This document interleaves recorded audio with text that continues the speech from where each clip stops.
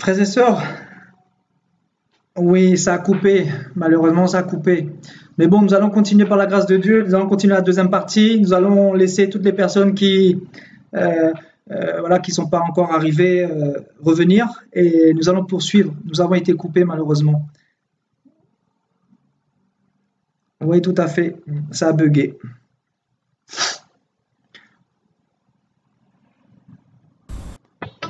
Amen, amen. Est-ce que vous voulez qu'on continue, mes frères et sœurs? Seigneur Jésus, Tout à fait, ben voilà, ma sœur Angèle, on était tellement lancés par l'Esprit de Dieu que voilà, boum, ça a coupé. Donc voilà, on va continuer par la grâce de Dieu, parce que cet enseignement est loin d'être terminé. On est vraiment à l'introduction, enfin au début du message, je dirais. Tout à fait. Donc voilà, vous êtes de retour, mes frères et sœurs, donc nous pouvons continuer. Nous allons continuer, frères et sœurs. Amen, amen. Nous allons continuer.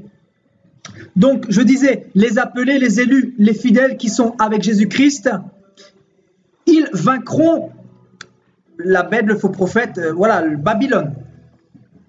Et je continue à partir du chapitre 17, verset 15. Et il me dit, les eaux que tu as vues, sur lesquelles la prostituée est assise, ce sont des peuples, des foules, des nations et des langues. Les 10 cornes que tu as vues, la bête haïront la prostituée, la dépouilleront et la mettront à nu. Elles mangeront ses chairs et la consumeront par le feu. Car Dieu a mis dans leur cœur d'exécuter son dessein, un même dessein, et de donner leur royaume à la bête, jusqu'à ce que les paroles de Dieu soient accomplies. Jusqu'à ce que la parole de Dieu soit accomplie.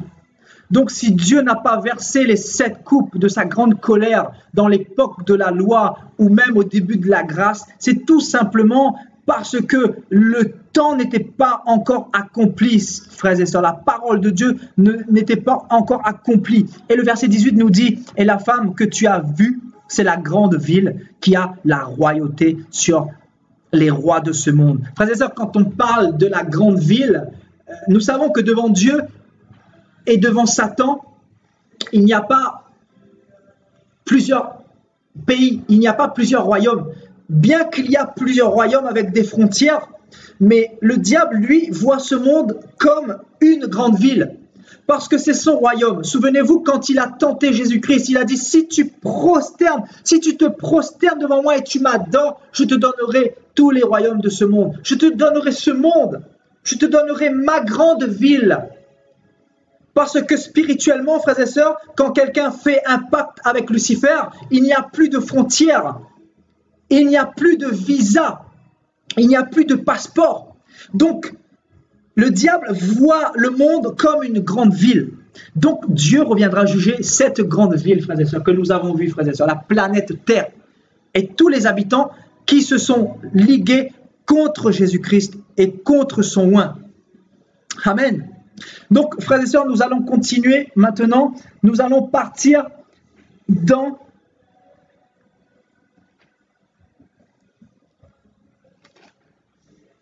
Nous allons partir dans Apocalypse chapitre 19.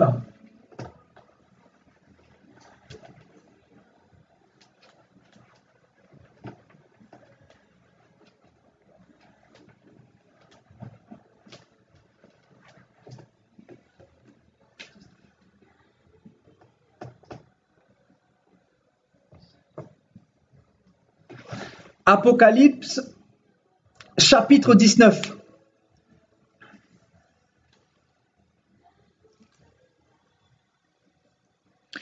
Maintenant, nous passons à la deuxième phase de l'enseignement, frères et sœurs. Donc, restez bien concentrés, frères et sœurs. Parce que nous poursuivons justement toute l'exhortation que nous avons donnée. Donc, les 7 coupes de la colère de Dieu. Maintenant, nous allons parler des noces de l'agneau, frères et sœurs. Donc, dans le chapitre 19. Après cela, j'entendis dans le ciel comme la voix forte d'une foule nombreuse qui disait « Alléluia, la gloire, le salut et la puissance sont à notre Dieu, parce que ses jugements sont véritables et justes. Car il a jugé la grande prostituée qui a corrompu toute la terre par sa débauche. Et il a jugé le sang de ses serviteurs en le recommandant de sa main. En le demandant de sa main, pardon. Et ils dirent une seconde fois, Alléluia, et sa fumée monte au siècle des siècles. Et les 24 vieillards et les 4 êtres vivants se prosternèrent et adorèrent Dieu assis sur le trône en disant Amen, Alléluia. Et une voix sortit du trône disant Louez notre Dieu, vous tous ses serviteurs, vous qui le craignez petits et grands. Et j'entendis comme la voix d'une foule nombreuse, comme un bruit de grandes eaux, et comme un bruit de forts coups de tonnerre, disant Alléluia, car le Seigneur, notre Dieu Tout-Puissant, est rentré dans son règne. Réjouissons-nous, soyons dans l'allégresse et donnons-lui toute la gloire, car les noces de l'agneau sont venues. Écoutez bien, les noces de l'agneau sont venues. Son épouse s'est préparée et il lui a été donné de se revêtir d'un fin lin éclatant, pur, car le fin lin, ce sont les œuvres justes des saints. Donc, frères et sœurs, écoutez bien.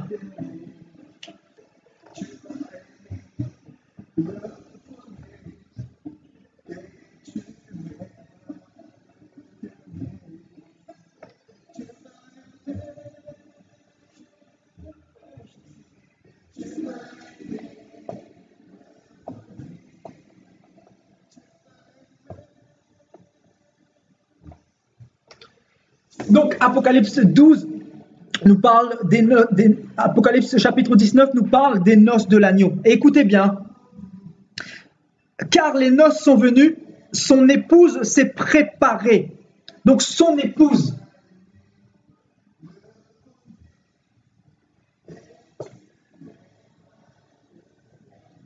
Son épouse préparée.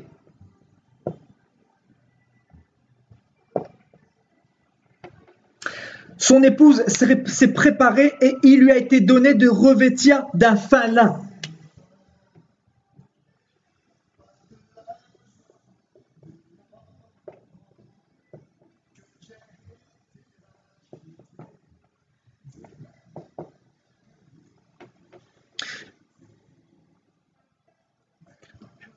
Donc un fin lin éclatant et pur.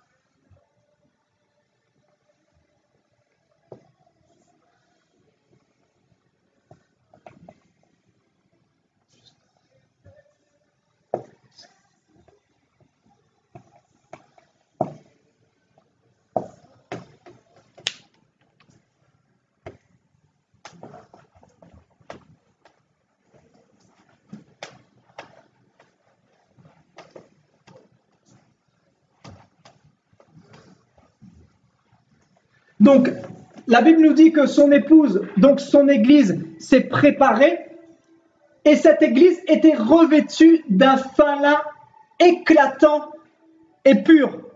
Et donc, ce fin lin représente les œuvres justes des saints. Et donc, qui sont les saints? Est-ce que les saints, c'est ceux qui se trouvent dans l'église catholique? Donc, bien évidemment, frères et sœurs, ce sont nous, les chrétiens véritables, ceux qui se sont préparés, parce que nous sommes représentés en tant que saints dans la Bible, les chrétiens qui sont justifiés par le sang de Jésus-Christ. La Bible ne nous a pas dit que nous sommes justes, mais nous sommes saints. Donc, les saints, c'est l'église de Jésus-Christ, frères et sœurs. Ce sont les chrétiens véritables qui s'est préparés dans les coulisses. Donc, nous allons continuer maintenant, frères et sœurs. Au verset 9, l'ange me dit, écris, heureux ceux qui sont appelés au festin des noces de l'agneau.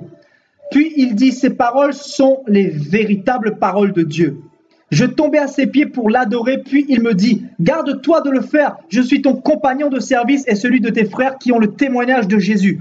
Adore Dieu, car le témoignage de Jésus-Christ est l'esprit de la prophétie. Frères et sœurs, Donc là, il s'agit ici des noces de l'agneau. Nous serons avec Jésus-Christ au ciel en train de boire des choses extraordinaires, de manger des choses succulentes. Nous serons en train de fêter avec Jésus-Christ aux noces de l'agneau. Les anges seront en train de nous servir. Nous serons dans la joie, dans l'amour. Il n'y aura plus la crainte, la peur, le désordre, le murmure, la jalousie, mais il y aura la paix, la gloire de Dieu, la sainteté de Dieu, l'éclat de Dieu, la lumière de Dieu. Il n'y aura plus d'ombre de ténèbres, frères et sœurs. Imaginez-vous le royaume des cieux, les noces de l'agneau. Frères et sœurs, je vous assure, ça vaut la peine de se battre sur cette terre, frères et sœurs, se sanctifier tous les jours, parce que notre véritable espérance, c'est de rentrer dans ce royaume, frères et sœurs.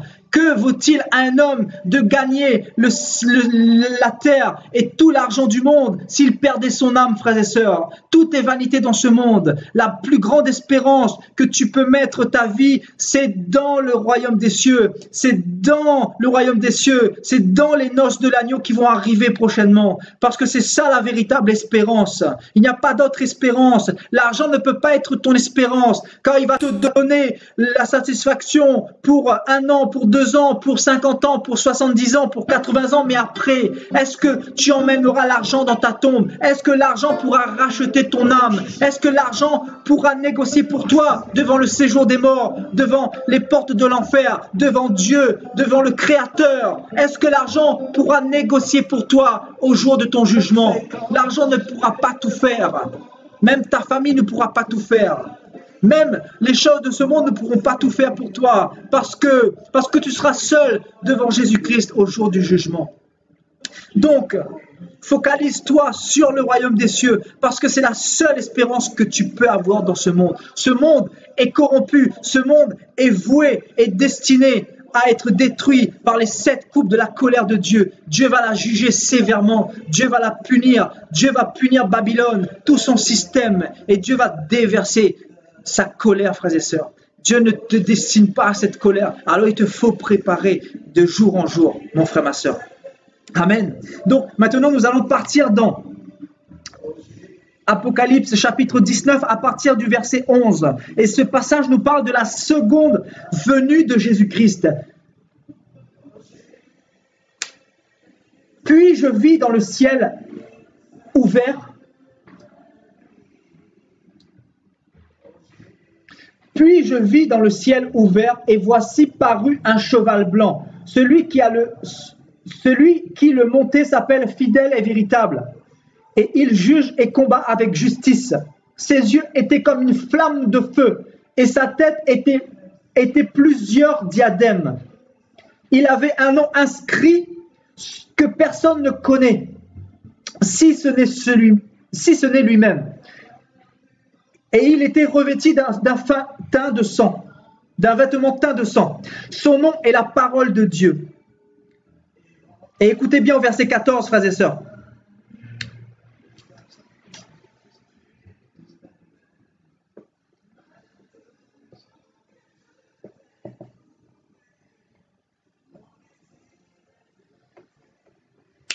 Donc, Apocalypse chapitre 19, verset 14. Les armées qui sont dans le ciel le suivaient sur des chevaux blancs, revêtus d'un fin lin pur et blanc. De sa bouche sortait une épée aiguë pour frapper les nations. Il les pètera avec une verge de fer et il foulera la cuve du vin de l'ardente colère de Dieu Tout-Puissant. Il avait sur son vêtement et sur sa cuisse un nom écrit, Roi des rois et Seigneur des seigneurs. Frères et sœurs, ce passage nous dit, dans la seconde venue de Jésus-Christ, il y aura une armée dans le ciel.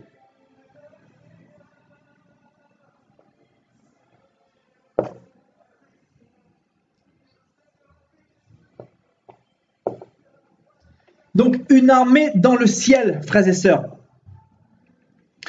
Et que cette armée-là seront sur des chevaux blancs, sur des chevaux blancs.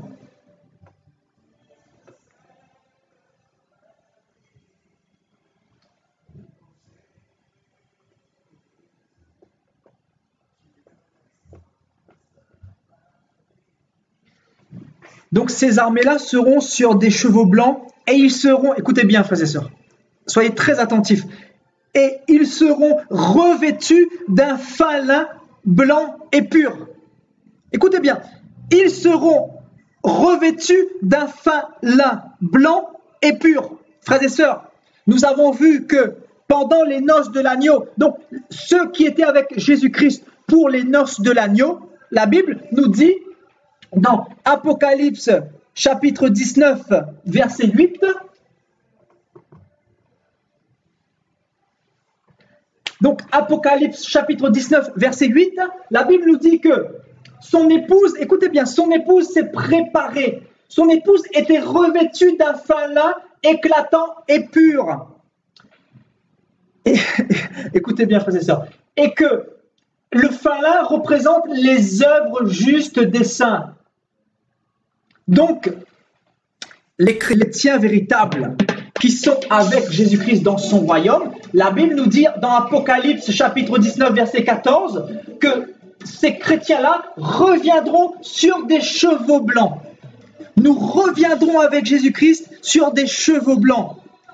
Et la Bible nous dit que l'armée qui sont dans le ciel et qui suivait Jésus-Christ, cette armée-là est revêtue d'un fin lin. Et le fin lin nous dit, Apocalypse 19, 8, ce sont les œuvres justes des saints. Et dans ce passage, nous sommes dans les noces de l'agneau, frères et sœurs, dans Apocalypse chapitre 19, verset 8. Nous sommes dans les noces de l'agneau ici, frères et sœurs. Et juste après, au verset 11, on nous parle de la seconde venue de Jésus-Christ. Alléluia! Donc l'Église ne participera pas à la grande tribulation. L'Église sera avec Jésus-Christ et l'Église reviendra sur des chevaux blancs avec Jésus-Christ et ils seront revêtus d'un fin lin, c'est-à-dire ils seront avec des corps glorieux. Les chrétiens qui seront avec Jésus-Christ, ils seront incorruptibles. Ils vont revenir avec des corps glorieux. Et la Bible nous parle justement, l'apôtre Paul dit qu'il faut que ce corps corruptible sème incorruptible, frères et sœurs. Donc nous serons avec des corps incorruptibles. Nous serons comme des anges avec le Seigneur. La Bible nous dit qu'au ciel, nous serons comme des anges. Donc les âmes de ce monde ne pourront plus nous atteindre parce que nous avons atteint la sainteté de Dieu. Nous sommes re-rentrés dans le royaume des cieux. Souvenez-vous de l'exhortation d'il y a quelques jours. Genèse 1 à Genèse 3, nous étions dans le royaume des cieux. Nous étions dans la gloire. Nous étions incorruptibles. Donc le Seigneur nous remettra dans cet état d'incorruptibilité, frères et sœurs. Amen. Est-ce que les écailles sont en train de tomber sur vos yeux, frères et sœurs? Est-ce que Dieu est en train de vous ouvrir les yeux ce soir, frères et sœurs? Amen. Donc je répète, parce qu'il faut répéter beaucoup, parce qu'il y en a qui vont dire, ils vont ramener Daniel, etc. Daniel a dit ça, mais ils tordent la parole de Dieu et ils ne prennent pas le livre de l'Apocalypse en appui. Et comme je le disais, si on prend un livre et on exclut les autres, on ne peut pas comprendre la prophétie. Parce que la prophétie, c'est quoi? C'est les révélations à travers la parole de Dieu. Les catholiques ne voient pas la gloire de Dieu parce qu'ils ont découpé un passage. Tu es pierre et sur cette pierre, je bâtirai mon église. Littéralement, tu es pierre et tu es le chef de l'église catholique. Ils ont compris ce verset d'une manière charnelle. Ils ont fait comme à la maternelle. Ils ont découpé la parole. Et le Seigneur ne nous appelle pas à lire la parole avec les yeux charnels, mais avec les yeux de l'esprit, avec les yeux prophétiques. Parce que la parole de Dieu n'est pas religion. La parole de Dieu est prophétique. La parole de Dieu est révélation. Et le Seigneur se révèle à son épouse. C'est pour ça que l'épouse du Seigneur va se préparer dans les coulisses. l'épouse du Seigneur ne se trouve pas dans les dénominations de ce monde. L'épouse de Christ ne se trouve pas dans les églises. L'épouse de Christ sont dans les nations ici et là. Ils sont dispersés. Ils sont un peu dans les églises, un peu dans le monde, en train de crier comme Jean-Baptiste. Ils sont un peu chez eux, en train de suivre des exhortations comme en ce moment. L'épouse de Christ se prépare dans les coulisses et le Seigneur seul connaît son église parce que son église est revêtue d'un fin lin. Ils sont dans les œuvres justes. C'est une église glorieuse. C'est une église sainte. C'est une église mutuellement en communion avec Jésus-Christ. C'est une église justifiée en permanence par le sang de Jésus-Christ. C'est une église qui marche dans la sainteté, dans la sanctification. C'est une église incorruptible. C'est une église dont Satan ne peut pas ravir de la main de Jésus-Christ. Car le Seigneur a dit, personne ne vous ravira de ma main. Je reviendrai, je vous prendrai avec moi. Voilà ce qu'a dit le Seigneur. Et là, la Bible nous dit que nous reviendrons avec le Seigneur pour la seconde venue de Jésus-Christ. Amen. Et donc, nous serons avec Jésus-Christ. Nous sommes l'armée de Dieu sur la terre et dans le ciel. Amen. Amen. Amen. Alléluia. Amen. Donc, nous serons revêtus d'un fin lin, blanc et pur. Qui est revêtu d'un fin lin? Qui ont des œuvres justes? Ce n'est pas les anges du ciel, parce que eux, ils ne connaissent pas le mal et le bien. Ils connaissent que le bien. Donc, c'est l'épouse de Christ que Dieu a préparée dans les coulisses, que Dieu a sanctifiée, que Dieu a choisie, que Dieu a enlevée du monde, frères et sœurs. Amen. Amen. Alléluia. Donc, au verset 15, de sa bouche sortait une épée aiguë pour frapper les nations. Il les pètera avec une verge de fer. Avec une verge de fer. Et il foulera la cuve du vin de l'ardente colère du Dieu Tout-Puissant. Il avait sur son vêtement et sur sa cuisse un nom écrit Roi des rois et Seigneur des seigneurs. Et donc nous continuons, frères et sœurs. Nous allons continuer, frères et sœurs. Et je vis un ange qui se tenait dans le soleil.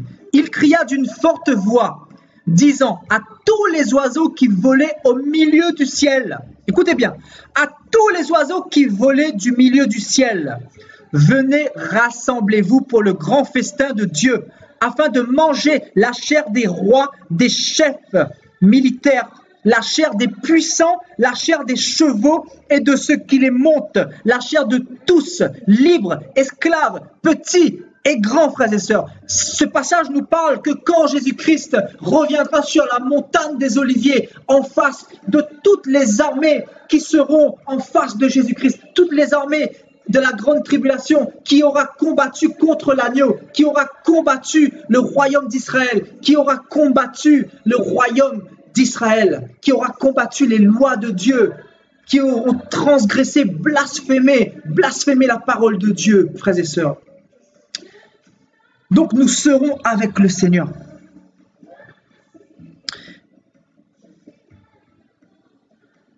Et au verset 19, Apocalypse 19, 19.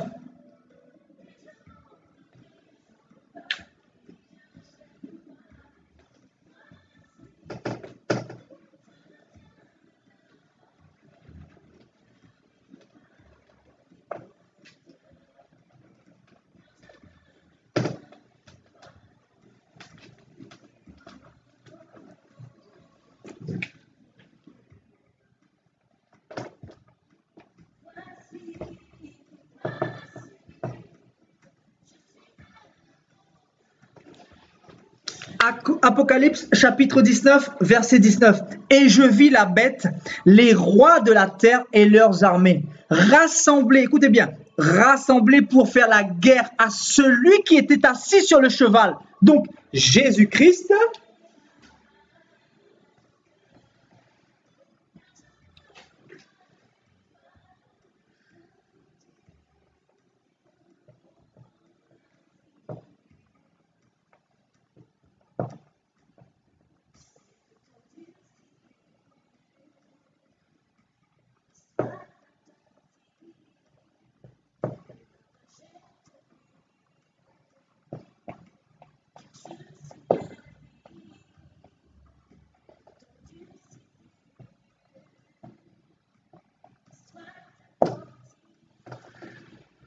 Donc, la bête et tous les rois de ce monde feront la guerre à Jésus-Christ et à toute son armée et à son armée. Et nous avons vu que l'armée de Jésus-Christ, dans Apocalypse 19, verset 14, qui viennent dans le ciel avec lui, seront revêtus d'un fin lin, et que les fins lins représentent les œuvres des justes, les chrétiens qui ont marché dans la sainteté, dans la gloire de Dieu. Donc la Bible nous remet l'accent vraiment sur l'armée, donc l'armée que représentent les chrétiens véritables qui seront avec Jésus-Christ dans les noces de l'agneau pendant la grande tribulation. Pendant la grande tribulation. Donc, que personne ne vous trompe, frères et sœurs, nous serons avec Christ pendant cette grande tribulation. Nous ne traverserons pas cette grande tribulation. Amen. Amen. Nous allons continuer, frères et sœurs. Ce n'est pas terminé. On a encore beaucoup de choses à dire.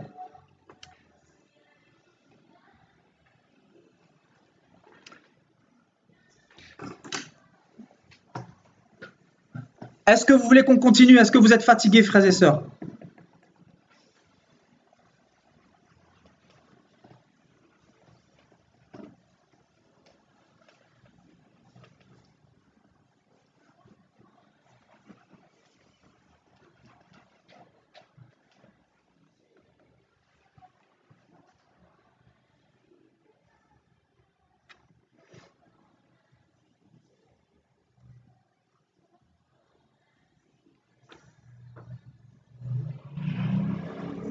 Amen, amen, amen.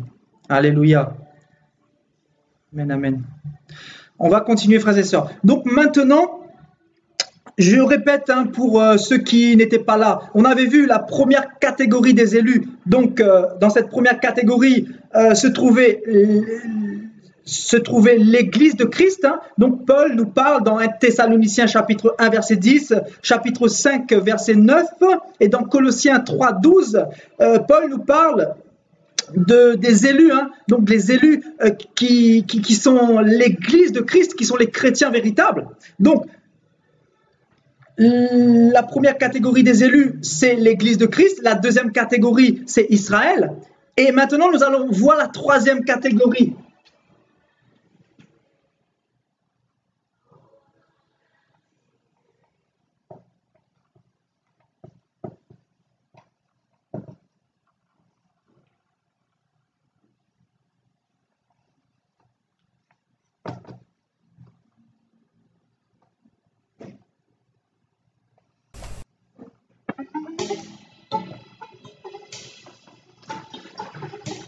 Donc maintenant, frères et sœurs, nous allons voir qui sont les élus. Écoutez bien, c'est très très important.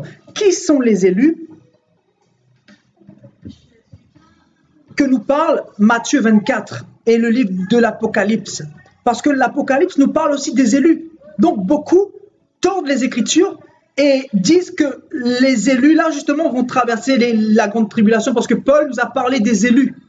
Donc, les gens ne marchent plus avec le Saint-Esprit et ils confondent toutes choses, frères et sœurs. Ils ne vont pas dans l'ordre chronologique du Saint-Esprit. Parce qu'avec Dieu, il y a un ordre préétabli, frères et sœurs. Amen.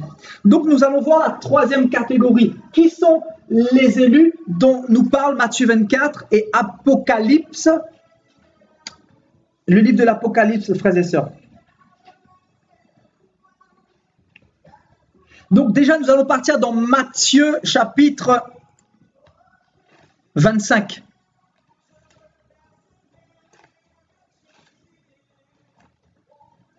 Dieu va ouvrir votre esprit, mes frères et sœurs.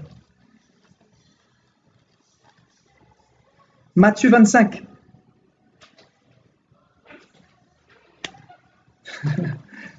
Alléluia. Matthieu 25.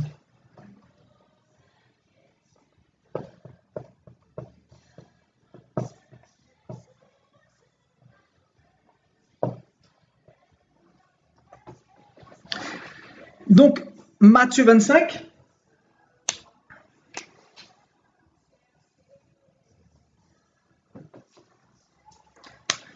Alors le royaume des cieux sera semblable à 10 vierges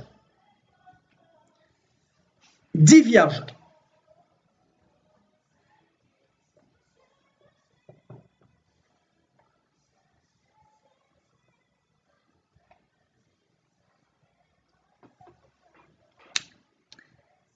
Qui, ayant pris leur lampe, allèrent à la rencontre de l'époux. Donc, l'époux Jésus-Christ.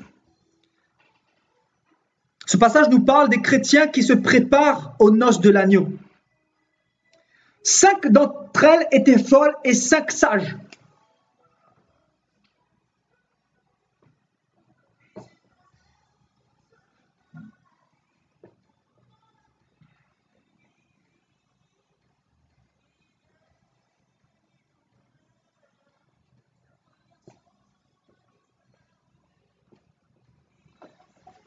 Donc 5 folles, 5 sages.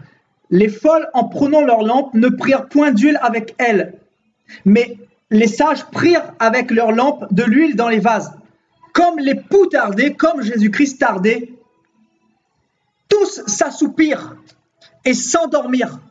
Au milieu de la nuit, on cria, « Voici l'époux, allez à sa rencontre. » Alors toutes ces vierges se réveillèrent et préparèrent leurs lampes. Les folles dirent aux sages, « Donnez-nous de votre huile, car nos lampes s'éteignent. » Les sages répondirent, « Non, il n'y en aura pas assez pour nous et pour vous.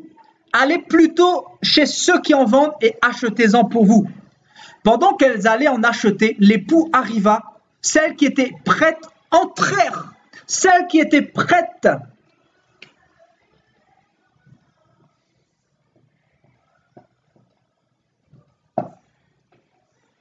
Celles qui étaient prêtes entrèrent avec lui dans la salle des noces, et la porte fut fermée. La porte fut fermée. Plus tard, les autres vinrent et dirent, « Seigneur, Seigneur, ouvre-nous !» Mais il répondit, « Je vous le dis en vérité, je ne vous connais pas. Veillez donc, puisque vous ne savez ni le jour ni l'heure. » Frères et sœurs, ces 5 vierges folles,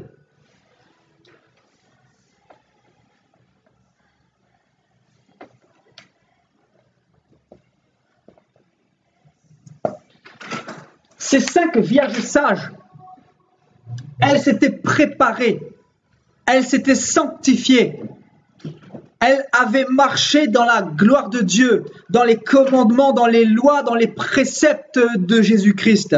Cette église était mariée, cette église était dans la vérité, cette église était dans la sainte doctrine, cette église n'était pas corrompue par l'idolâtrie des statues, par l'idolâtrie des hommes. Cette église n'était pas corrompue par l'évangile de prospérité. Cette église n'était pas corrompue par l'infidélité. Cette église n'était pas corrompue par la compromission, par l'argent, par le système de Mammon. Cette église n'était pas corrompue par Babylone, par ce système des bâtiments. Cette église était glorieuse. Elle était préparée dans les coulisses par Jésus-Christ. Donc la Bible nous dit que 5 vierges étaient sages. Donc 5 vierges étaient prêtes pour rentrer dans le royaume des cieux. Et 5 vierges folles arrivèrent en retard. Donc, la porte était fermée. Frères et sœurs, je vais attirer votre attention. Que vont devenir... Écoutez bien, frères et sœurs.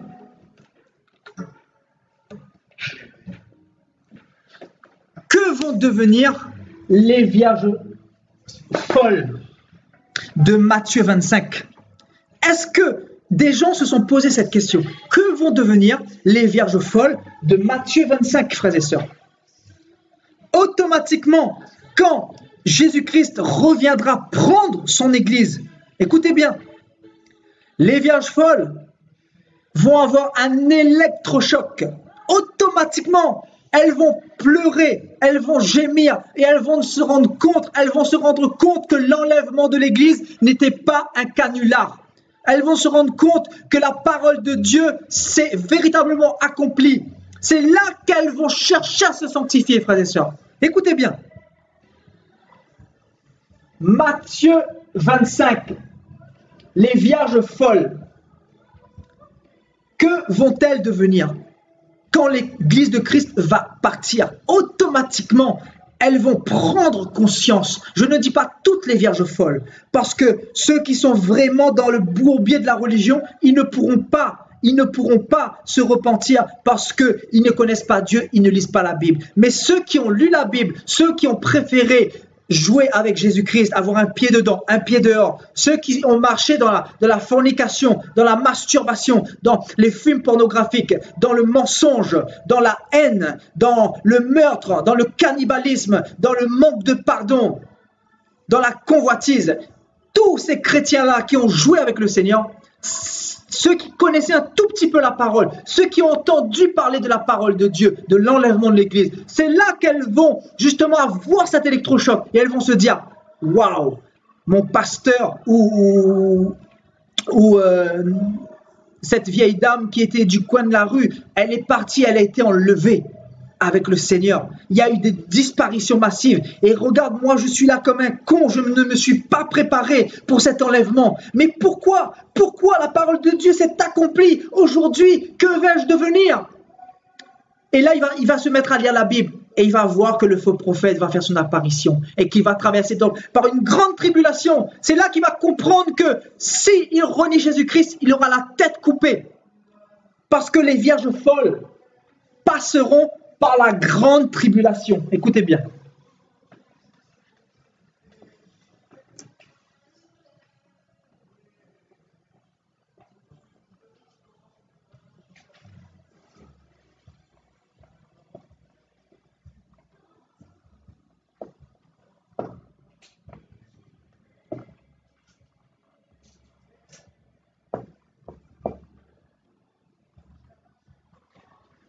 Donc, ces 5 vierges folles passeront par la grande tribulation.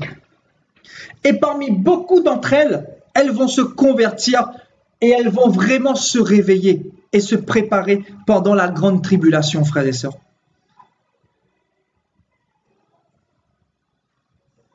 Donc, les vierges folles, on va les appeler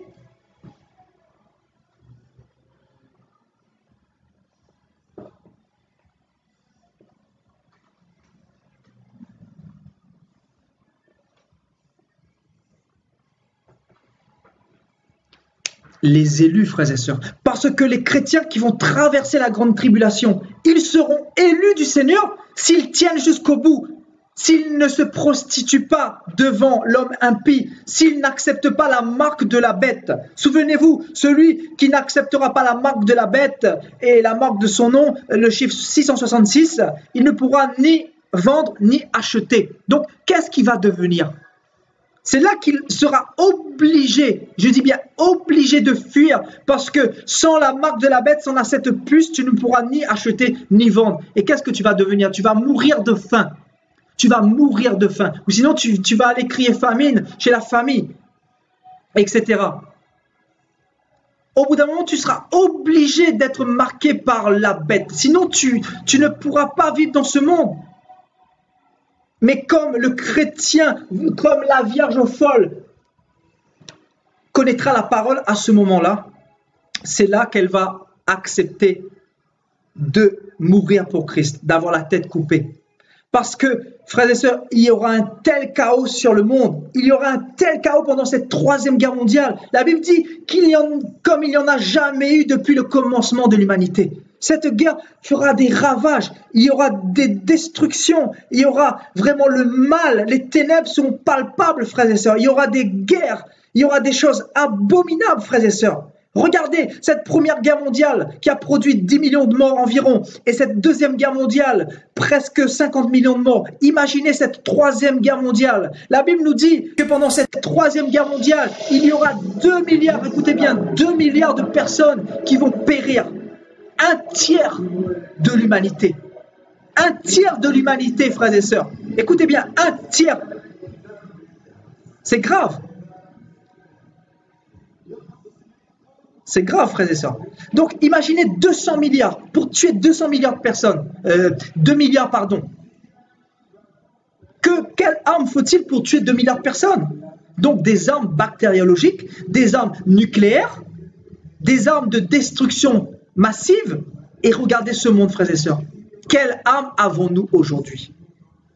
Est-ce que Dieu vous ouvre l'intelligence? Est-ce que Dieu vous ouvre l'esprit ce soir pour comprendre dans quel temps nous sommes, dans quelle saison nous sommes? Vous pensez que les rois de ce monde se sont gardés toutes ces armes? Pourquoi, frères et sœurs? Pour faire joli? Mais non, c'est en vue de cette grande guerre qui va arriver prochainement. Vous devez savoir, toutes les armes que possède l'humanité, c'est stocké en vue de cette troisième guerre mondiale, en vue de détruire 2 milliards de personnes, en vue de combattre contre les lois de Dieu, en vue de ce nouvel ordre mondial, en vue de cet homme impie qui va se faire adorer. Donc, frères et sœurs, les vierges folles, beaucoup d'entre elles vont mourir en martyrs.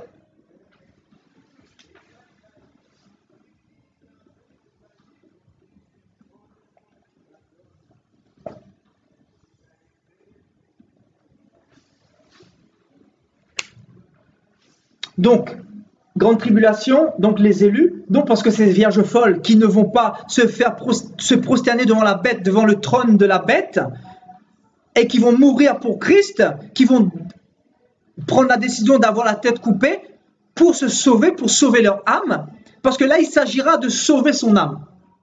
Donc, Dieu nous propose 2 cas de figure. C'est où nous souffrons maintenant. Écoutez bien. Où nous souffrons maintenant, nous nous sanctifions, nous nous préparons maintenant pour partir avec Jésus-Christ, ou nous passons la grande tribulation et nous donnerons notre vie à Christ par la souffrance, par les tribulations, par cette grande guerre, par des choses abominables, par des viols, par des choses atroces, frères et sœurs, par le martyre, parce que les chrétiens seront complètement persécutés, seront mis dans l'acide, seront vraiment martyrisés. Frères et sœurs, le diable ne fera pas de cadeau, les vierges folles. Il ne leur fera pas de répit, frères et sœurs. Vous savez pourquoi? Parce qu'il sait qu'il lui reste peu de temps. Il sait que Christ reviendra lors de sa seconde venue. Et ça sera pour combattre contre lui. Et il perdra. Parce que Satan connaît la parole, frères et sœurs. Satan connaît la parole. Donc, la troisième catégorie des élus, ce sont les vierges folles de Matthieu 25. Ceux qui auront raté l'enlèvement de l'Église, frères et sœurs.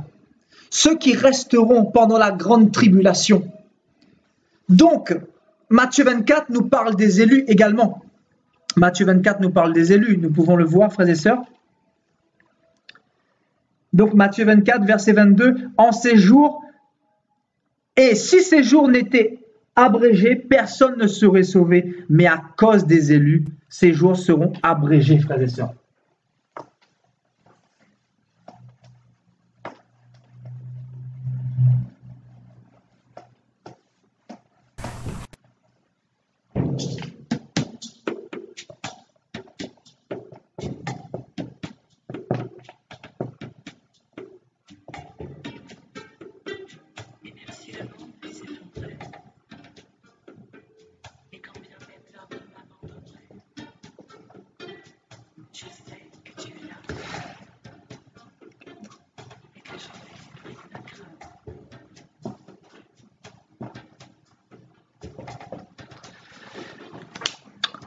Personne ne serait sauvé, mais à cause des élus, il dit bien à cause des élus, ces jours seront abrégés.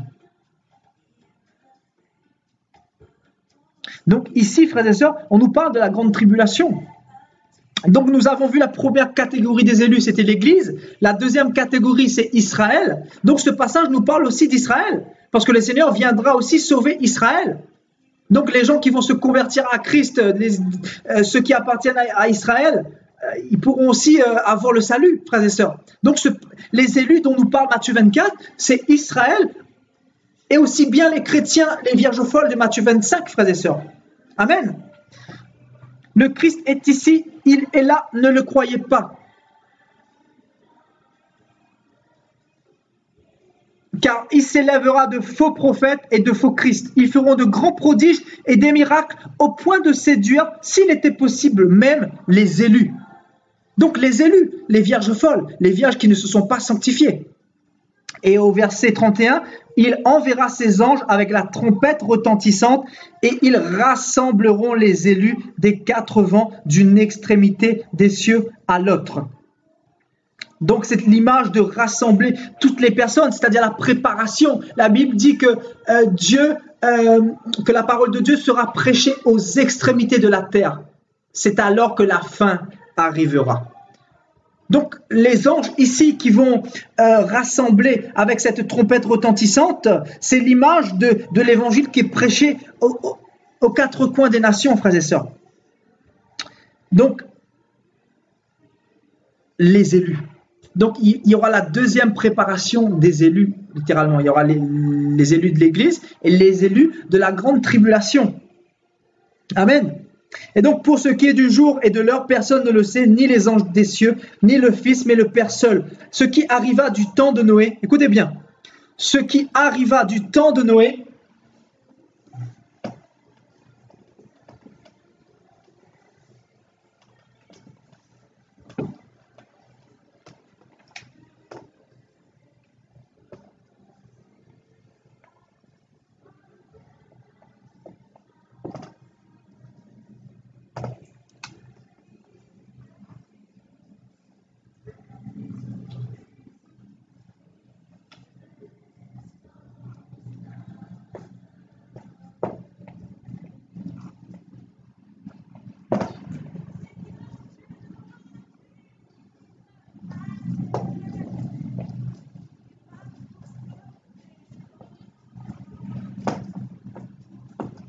donc, nous avons vu, frères et sœurs, que la deuxième venue de Jésus-Christ se fait en 2 phases. Nous allons le voir, frères et sœurs. Donc, Jésus-Christ reviendra sur les nuées et il reviendra sur la montagne des Oliviers. Donc, nous partirons dans la parole pour le voir, frères et sœurs. Ce n'est pas des bobards ce que je vous raconte, c'est avec des versets à l'appui.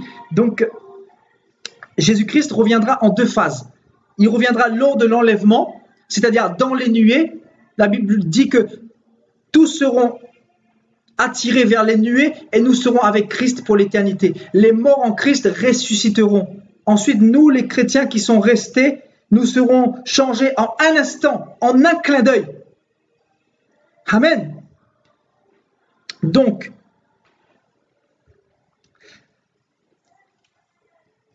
ce qui arriva au temps de Noé arrivera de même à l'avènement du Fils de l'homme.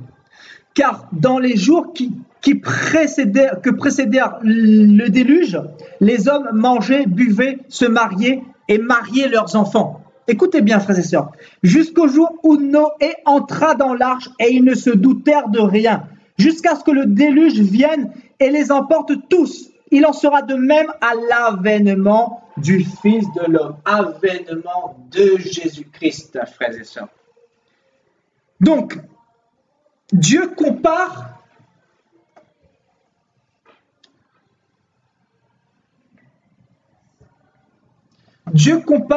le temps de Noé à l'avènement de Christ.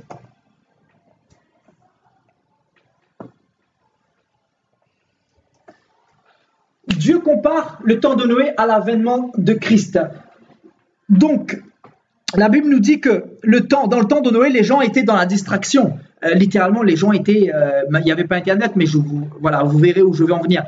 Le temps de Noé, il y avait Internet, il y avait la télévision, il y avait les messages subliminaux, il y avait le nouvel ordre mondial, il y avait la mondialisation, il y avait l'Europe. Voilà, c'est une image. Hein, donc, les gens étaient dans la distraction. Il n'y avait pas toutes ces choses, mais nous les avons aujourd'hui. Donc, Dieu est en train de dire que la génération de Noé était dans la distraction. Elle était distraite par les choses de ce monde. Comme cette génération-là, qui est distraite. Amen. Donc, Dieu compare le temps de Noé à l'avènement de Christ. Et le Seigneur dit, car dans les jours qui précédèrent le déluge, les hommes mangeaient, buvaient, se mariaient et mariaient leurs enfants jusqu'au jour, écoutez bien, jusqu'au jour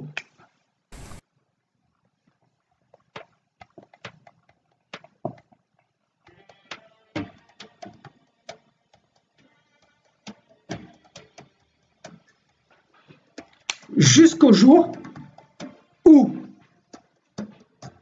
Noé entra dans l'arche.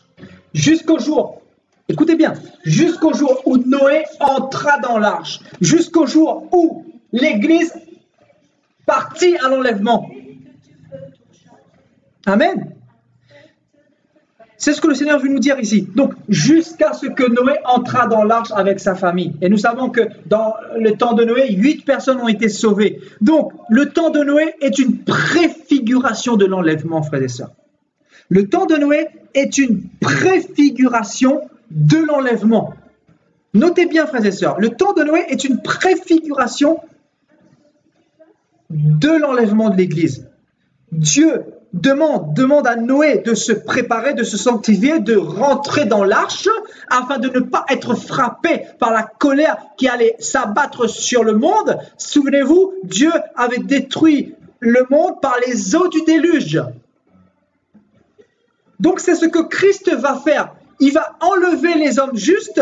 Donc il a enlevé Noé. La Bible nous dit que Noé était juste avec toute sa famille. Donc le Dieu de grâce qui enlève ses enfants avant de frapper l'humanité. Donc c'est ce que le Seigneur va faire. Donc comme au temps de Noé, le Seigneur va agir de la même manière. Le Seigneur va enlever ses chrétiens. Le Seigneur va enlever les hommes justes. Les hommes qui sont revêtus de Jésus-Christ, les hommes qui sont revêtus du fin lin, les hommes qui sont justifiés par le sang de l'agneau. C'est ce que le Seigneur va faire. Donc c'est une préfiguration, frères et sœurs. Le Seigneur nous parle à travers la parole, mais nous ne sommes pas connectés à l'esprit souvent. Nous préférons écouter les hérésies au lieu de passer du temps dans la parole, frères et sœurs. Le Seigneur est clair. Pourquoi le Seigneur n'a pas frappé le monde avec Noé ? Vous me direz pour laisser un reste pour que le monde puisse se reproduire, etc. Ce n'est pas un mensonge. Mais Noé était juste. Si quelqu'un me dit que le Seigneur a sauvé Noé tout simplement parce qu'il fallait que la génération de Noé puisse reproduire le futur, etc., je lui parlerai de Lot. Le Seigneur a enlevé Lot de Sodome et Gomorrhe. Le Seigneur a dit, sauve, ne te retourne pas, sauve-toi, ton âme et cours. Donc, le Seigneur prévient le juste. Le Seigneur prévient son juste, celui qui a entendu sa voix. Le Seigneur a dit, mes brebis entendent ma voix. Elles me connaissent et elles me suivent. Elles m'obéissent, elles se sanctifient. Elles savent que c'est moi qui parle. Elles savent que cette parole vient de moi. Mes brebis me suivront parce que j'ai une demeure pour elles dans le royaume des cieux, frères et sœurs.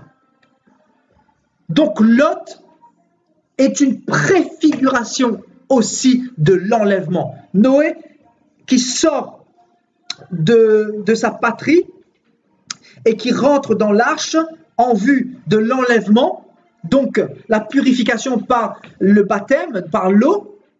Donc l'eau, pareil, ça symbolise le baptême, ça préfigure le baptême des chrétiens, frères et sœurs. Donc l'eau préfigure la purification. La purification, parce que Noé a fait un certain nombre de jours en mer dans cette arche-là, frères et sœurs. C'était dans le but de le purifier pour atteindre cette terre promise, afin de repartir sur des bonnes bases. Mais nous savons que Noé est tombé dans l'ivrognerie après et que le monde a recommencé à croître dans la haine, dans le péché, dans toutes ces choses-là, dans toutes ces abominations-là, frères et sœurs. Amen. Donc, Lot est aussi une préfiguration de l'enlèvement de l'Église. Amen.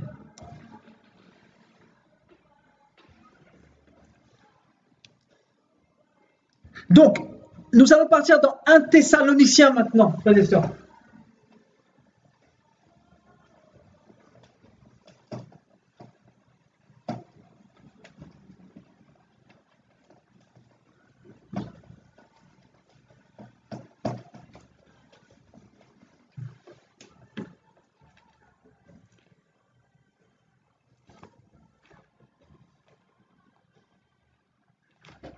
Vous me dites si vous êtes fatigués, mes frères et sœurs.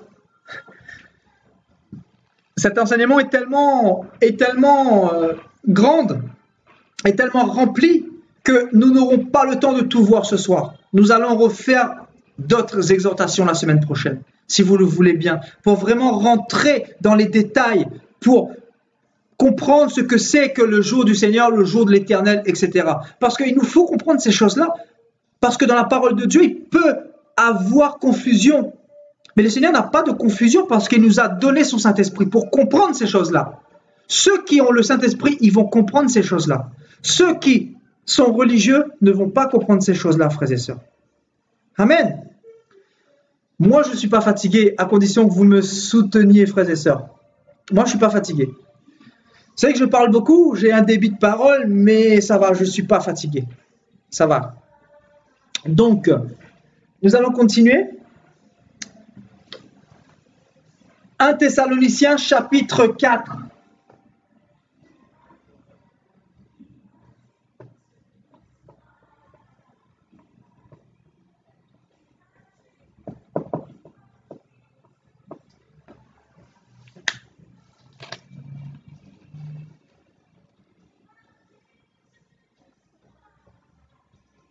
On va lire à partir du verset 13.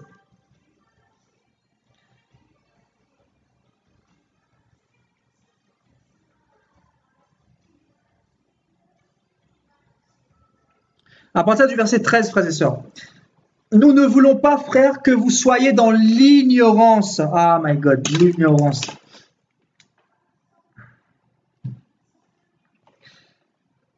Nous ne vous voulons pas, frères, que vous soyez dans l'ignorance. Je vous disais que le Seigneur veut se révéler à nous. Le Seigneur nous a donné les révélations. Le Seigneur nous a tout donné quand il a dit « tout est accompli ». Donc, nous n'avons pas le droit d'être dans l'ignorance, frères et sœurs. La Bible nous dit « Nous ne voulons pas, frères, que vous soyez dans l'ignorance au sujet de ceux qui sont décédés, afin que vous ne vous affligiez pas comme les autres qui n'ont point d'espérance. » Comme les autres qui n'ont point d'espérance. Car si nous croyons que Jésus-Christ est mort et qu'il est ressuscité, croyons aussi que Dieu ramènera par Jésus et avec lui ceux qui sont décédés. Donc Jésus-Christ, quand il s'en est allé au ciel, nous irons dans un instant dans Acte 2. Quand Jésus-Christ s'en est allé au ciel, c'est aussi une préfiguration des justes, de l'enlèvement des justes, frères et sœurs. Donc il y a beaucoup d'images symboliques, frères et sœurs, pour nous montrer que l'Église partira avant la colère de Dieu, avant la grande tribulation. C'est clair et net. Il n'y a pas à discuter là-dessus, frères et sœurs. Car si nous croyons que Jésus est mort et qu'il est ressuscité, croyons aussi que Dieu ramènera par Jésus avec lui ceux qui sont décédés. Et Paul dit, voici en effet ce que nous vous déclarons d'après la parole du Seigneur. Nous les vivants, restés pour l'avènement du Seigneur. Écoutez bien, nous les vivants, restés pour l'avènement du Seigneur.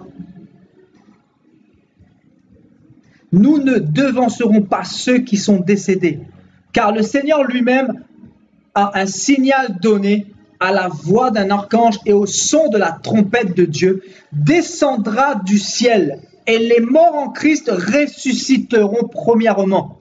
Ensuite, nous, les vivants qui seront restés, nous serons tous enlevés avec eux sur des nuées, à la rencontre du Seigneur dans les airs. Et nous serons toujours avec lui. Consolez-vous donc les uns les autres par ces paroles. Donc la Bible nous dit, nous les vivants, que les morts vont partir premièrement, ceux qui sont morts en Christ, ceux qui actuellement sont morts dans le Seigneur, ceux qui étaient chrétiens et qui sont déjà morts présentement. Eux, ils vont ressuscité. Donc, on nous parle de la première résurrection ici, frères et sœurs. Nous aurons l'occasion aussi de voir les différentes résurrections, parce qu'il y en a trois. Il y en a trois, frères et sœurs. Et donc, il y en a trois en tout, hein, je dis bien.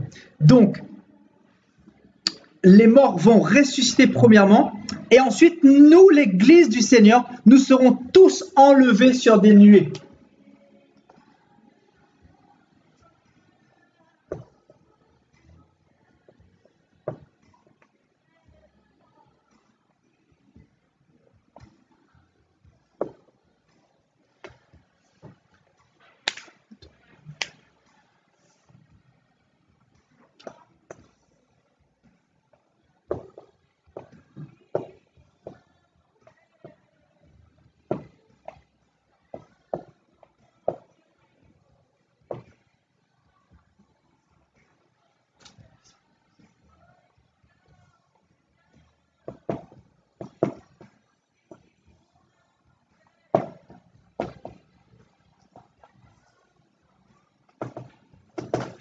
Donc, ce retour de Jésus-Christ,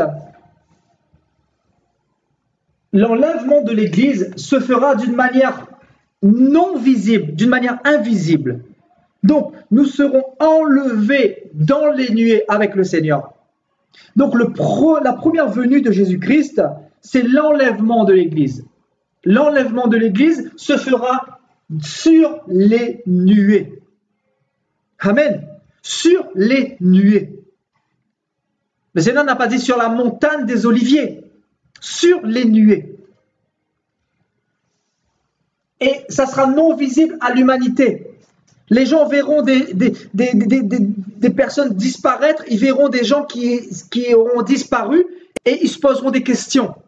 C'est là que la bête pourra mettre son système en place de 3 ans et demi de fausse paix et 3 ans et demi de grande tribulation. Donc la troisième guerre mondiale, frères et sœurs. Amen. Amen. Donc, ce retour sera non visible à l'humanité. Je dis bien, la trompette spirituelle qui sera sonnée au ciel sera une trompette spirituelle. Donc, les hommes physiques ne pourront pas l'entendre, mais les chrétiens l'entendront parce qu'ils sont justifiés par le sang de l'agneau. Amen. Amen. Maintenant, nous allons voir le deuxième retour de Jésus-Christ. Le deuxième retour, on va aller dans... il y a tellement de versets, mes frères et sœurs. Allez, dans Joël 2, 32, allez.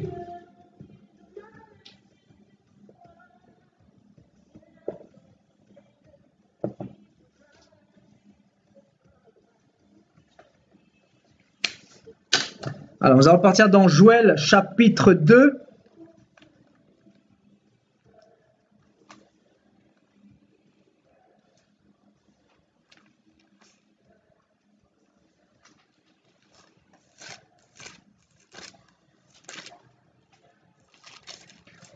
Alors, vous y êtes, frères et sœurs? Moi, presque. Voilà, Joël 2.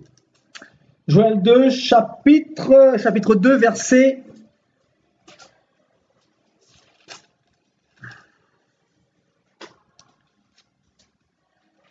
Verset 32.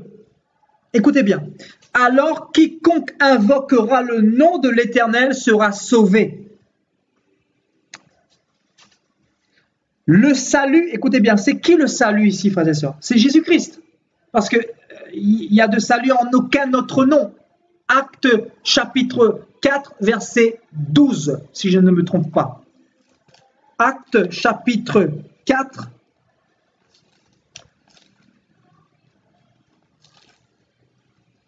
Alléluia. Acte chapitre 4, verset 12.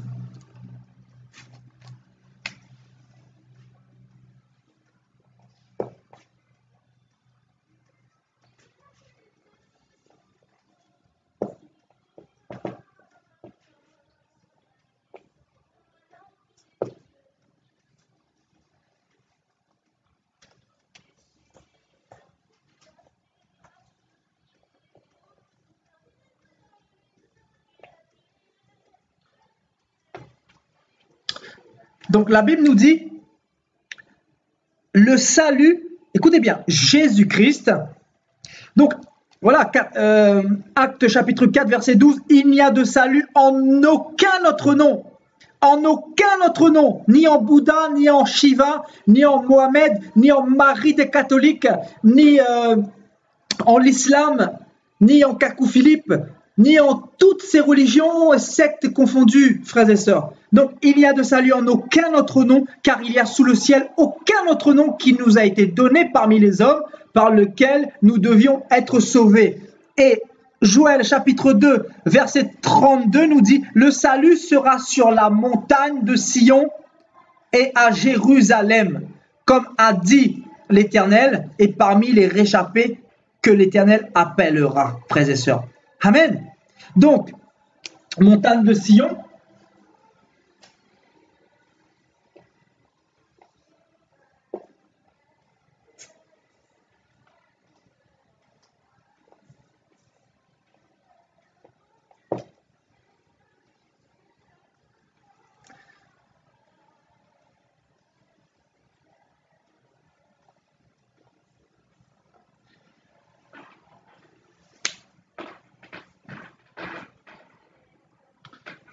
Donc, le premier retour de Jésus-Christ se fera d'une manière spirituelle, d'une manière invisible à l'œil de l'humanité. Et le deuxième retour de Jésus-Christ se fera d'une manière physique. Les gens verront. La Bible dit que tout œil le verra, même ceux qui l'ont percé. Donc, tout œil le verra, frères et sœurs. Et le Seigneur posera ses pieds sur la montagne de Sion, à Jérusalem, frères et sœurs. Amen. Donc, si nous partons dans Abdias, par exemple,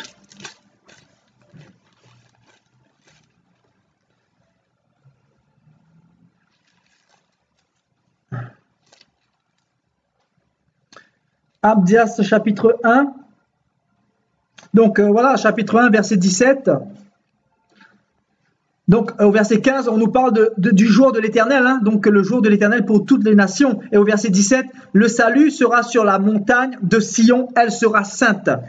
Donc, si, la montagne de Sion, le mont des Oliviers également.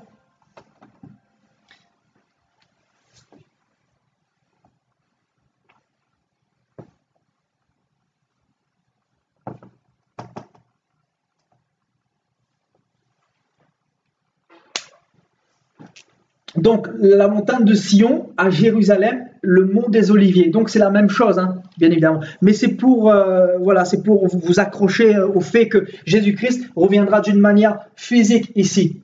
Donc, physique, vue de tous. Parce que la Bible dit que tout œil le verra. Tout œil le verra. Amen.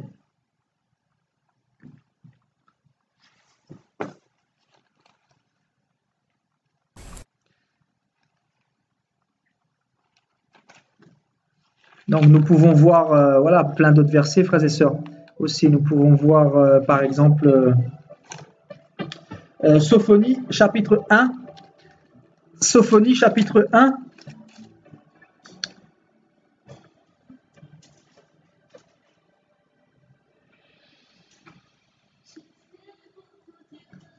Donc on nous dit au verset 14, le grand jour de l'Éternel est proche, il arrive en toute hâte, le jour de l'Éternel fait entendre sa voix et le héros pousse des cris. Donc nous n'allons pas rentrer encore dans les détails parce que nous ferons une autre exhortation pour comprendre justement tout ce que Dieu, les prévenances que Dieu a fait par les prophètes, frères et sœurs.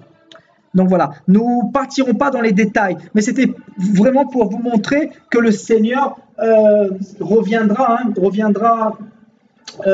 voilà, sur la montagne des Oliviers à Jérusalem. Donc il reviendra mettre fin à cette troisième guerre mondiale. Donc là nous parlons bien évidemment de, frères et sœurs, de Apocalypse 19, verset 11. Donc nous avons vu ça tout à l'heure, frères et sœurs. Donc Apocalypse chapitre 19, verset 11. C'est là que le Seigneur reviendra justement. Et il posera ses pieds sur le mont des Oliviers. Et il viendra frapper le royaume de la bête. Il viendra détruire justement toutes ces armées-là qui vont pointer leurs armes contre l'agneau et contre son armée. Donc nous, les chrétiens, qui seront enlevés sur les nuées. Et c'est là que l'agneau les combattra par l'épée qui sort de sa bouche. Et l'agneau les décimera tous.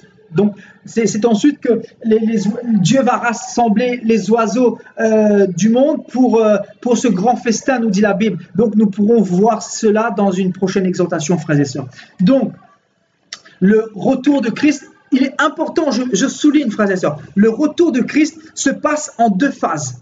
Donc la deuxième venue de Christ, écoutez bien, la deuxième venue de Christ se passe en deux phases. Donc, nous serons enlevés sur les nuées. Donc, Jésus-Christ reviendra prendre son église, donc son épouse, Matthieu 25, et sa présence sera non visible à l'humanité, mais que aux chrétiens. Et le Seigneur reviendra lors de sa deuxième venue, la deuxième phase de sa deuxième venue, sur le mont des Oliviers. Et là, le Seigneur reviendra mettre fin. Donc nous allons partir maintenant dans Actes chapitre 2. Actes chapitre 2. Donc je vois que vous êtes très connectés, frères et sœurs, vraiment que Dieu vous bénisse. Je vois que vous mettez vraiment beaucoup de commentaires pour vraiment appuyer tout ce que je suis en train de dire. Vous participez, vraiment, c'est vraiment glorieux. Que Dieu vous bénisse. En tout cas, merci beaucoup parce que ça permet de nourrir aussi le débat, etc. Et c'est vraiment très important. Donc en effet, ça va être terrible. Ça va être terrible. Tout à fait, mon frère Jean-Marie. Voilà, le jour de l'Éternel. Nous aurons l'occasion de décortiquer cela dans une prochaine exhortation, parce que je veux que la semaine prochaine, nous fassions des exhortations sur ces sujets-là, justement. Que nous parlions sur la grande tribulation, sur les prophéties et tout ça qui ont annoncé ce grand jour terrible. Et après, voilà, nous pourrons passer à une autre exhortation, une autre phase. Mais vraiment, nous devons parler beaucoup sur la fin des temps, je pense. Il est important parce que nous sommes dans cette époque-là, justement, cette génération. Et Dieu va nous parler au fur et à mesure. Dieu va nous conduire à comprendre les révélations de sa parole. Ça, je le crois, frères et sœurs. Donc, Actes chapitre 2. Actes chapitre 2, frères et sœurs. Amen. Merci, ma sœur Joanne. Vraiment que Dieu te bénisse d'être présente ce soir avec nous. Merci pour ta présence, très enrichissante pour le groupe. Parce que nous savons que tu es une fervente chrétienne. Nous savons que tu es né de nouveau. Parce que quand je vois certaines publications sur Internet, je n'ai pas besoin de savoir que quelqu'un est né de nouveau ou pas. Il suffit de voir. Le Saint-Esprit te convainc que certaines personnes sont vraiment ancrées dans le Seigneur. Parce qu'ils font tout pour ne pas rater l'enlèvement. Ils font tout. Ils abandonnent le mal, le péché. Ils abandonnent les choses du monde. Ils se mettent en règle avec le Seigneur de plus en plus parce qu'ils savent qu'il y a quelque chose qui est en train de se passer, frères et sœurs. Il y a quelque chose de terrible qui se passe spirituellement. Vous ne voyez pas les guerres, les catastrophes naturelles, les tsunamis qui font des milliers de morts, des centaines de milliers de morts, les famines, les injustices, les kamikazes et tout ça qui se font exploser, les attaques terroristes qui se font de plus en plus. On voit quelque chose qui se passe. Le nouvel ordre mondial, le mal qui prend de plus en plus d'ampleur, qui devient normal, qui devient banal. L'Afrique qui est assujettie. Enfin voilà, frères et sœurs, il y a plus de mots à ajouter à tout ça. Nous sommes vraiment à la fin. Et celui qui médite la parole de Dieu, il le sait, il sait que c'est la fin. Donc vraiment, frères et sœurs, c'est une joie de partager ce message avec vous. C'est vraiment une grande joie. Cela m'envoie vraiment ravi voilà, que nous soyons réunis pour partager ce message, parce que je sais que le Seigneur vous perfectionne dans ce genre d'exhortation, parce que dans nos églises, on ne prêche plus sur la grande tribulation, on ne prêche plus ce genre de message. On nous prêche: donnez, vous serez bénis. Si vous ne donnez pas, vous serez maudits. Donnez afin que vous soyez prospères, amenés à la maison de l'Éternel, vos dîmes et vos offrandes. Donc, frères et sœurs, c'est terrible, c'est terrible, c'est terrible. Frères et sœurs, moi, je vais dénoncer de plus en plus le système de Babylone, le système diabolique. Parce qu'un homme de Dieu n'a pas le droit d'enseigner des choses pernicieuses s'il se dit véritablement de Dieu. C'est pas possible. Celui qui est de Dieu, il est convaincu que l'enseignement qu'il donne vient de l'Esprit de Dieu et est conduit par l'Esprit de Dieu. Il ne peut pas enseigner des hérésies qui n'édifient pas, qui ne construisent pas, qui n'exhortent pas, qui ne perfectionnent pas dans ce temps difficile. C'est pour ça que je vais de plus en plus me lever, frères et sœurs, et attaquer le diable, attaquer son système, même si moi je me fais attaquer par différentes phases de ma vie, parce que le diable attaque aussi, frères et sœurs. Le diable passe par mon entourage, par mes collègues, etc. Et je peux vous assurer, c'est comme ça. Quand tu combats le diable, il veut t'attaquer aussi, mais il est déjà vaincu. Il est déjà vaincu au nom de Jésus-Christ. Mais nous savons que nous ne baisserons pas la garde, parce que le Seigneur a mis du miel dans notre bouche et qui est amer à nos entrailles, frères et sœurs, pour dire la vérité, pour crier, pour dire que la vérité n'a pas deux couleurs, mais une seule couleur, frères et sœurs. Nous devons nous lever. C'est ça la vérité. Comment voulons-nous asseoir le système de Dieu si nous ne nous levons pas pour dire la vérité, pour dénoncer, pour dénoncer, frères et sœurs, pour dénoncer les œuvres infructueuses des ténèbres, pour dénoncer toutes ces églises diaboliques, démoniaques, ces églises dans le bourbier du péché, tous ces faux pasteurs qui ne partiront pas à l'enlèvement. Et plus j'avance dans le temps, frères et sœurs, plus je suis convaincu que tous ces pasteurs, que tous ces faux prophètes, que tous ces prophètes qui ont l'onction et qui se disent du Seigneur, chez qui je suis parti prêcher, ils ne partiront pas à l'enlèvement de l'Église. Il est impossible, parce que si je me focalise sur la parole de Dieu, je compare la parole de Dieu à ce qui se passe dans nos églises. Frères et sœurs, non, l'Église du Seigneur ne partira pas, l'église bâtiment, l'église dans les souillures du monde, l'église dans les fausses doctrines, l'église dans le mensonge, l'église dans l'évangile de prospérité, l'église des catholiques, du catholicisme, l'église de l'idolâtrie, l'église impudique, frères et sœurs. Ils ne partiront pas, frères et sœurs, toutes ces églisettes-là, parce que nous sommes trop éloignés de l'église pure, de l'évangile primitif, frères et sœurs. Et c'est ça la fin, c'est ça la fin. L'apostasie, frères et sœurs, il ne faut pas l'écrire avec un petit A, mais avec un grand A, frères et sœurs. Bientôt, nous ferons une exhortation.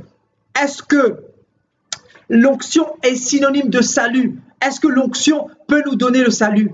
Beaucoup tombent dans cette erreur, dans cette hérésie. Nous avons besoin d'enseignement, frères et sœurs. Nous avons besoin d'enseignement. Parce que c'est terrible. C'est terrible.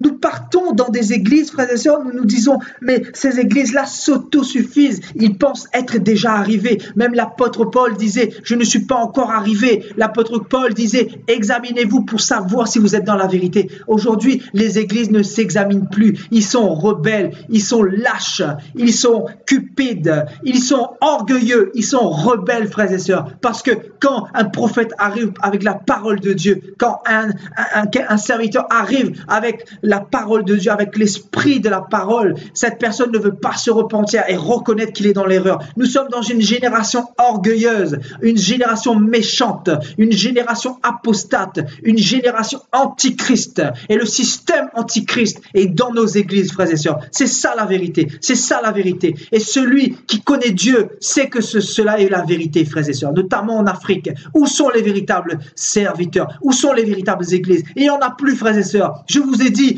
toutes les églises que j'ai fait en Côte d'Ivoire, elles étaient malades, elles étaient corrompues, elles étaient complètement envoûtées par le diable, complètement mélangées par l'évangile mondain et l'évangile de Christ. Dieu n'est pas mélangé, frère. Je vous l'ai dit que Satan mélange le bien et le mal. Satan mélange la poésie avec la parole de Dieu. Satan mélange la vérité et le mensonge. C'est ce qu'il sait faire de mieux pour emmener l'apostasie, frères et sœurs. Satan, c'est le mélange. Et aujourd'hui, nos églises sont plongées là-dedans, frères et sœurs. Il n'y a pas d'enlèvement. Le Seigneur ne revient pas prendre des églises impures, des églises informes et vides, frères et sœurs.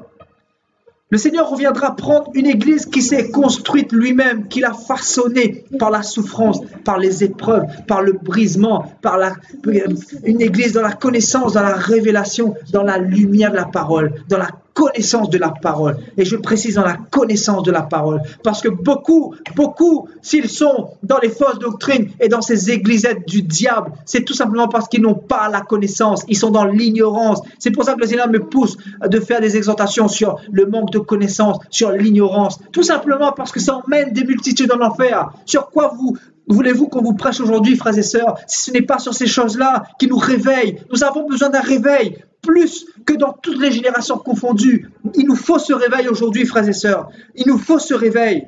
Parce que sans ce réveil, il n'y a pas de salut. Il n'y a pas de salut, frères et sœurs. C'est grave, frères et sœurs, c'est grave. C'est grave. C'est grave.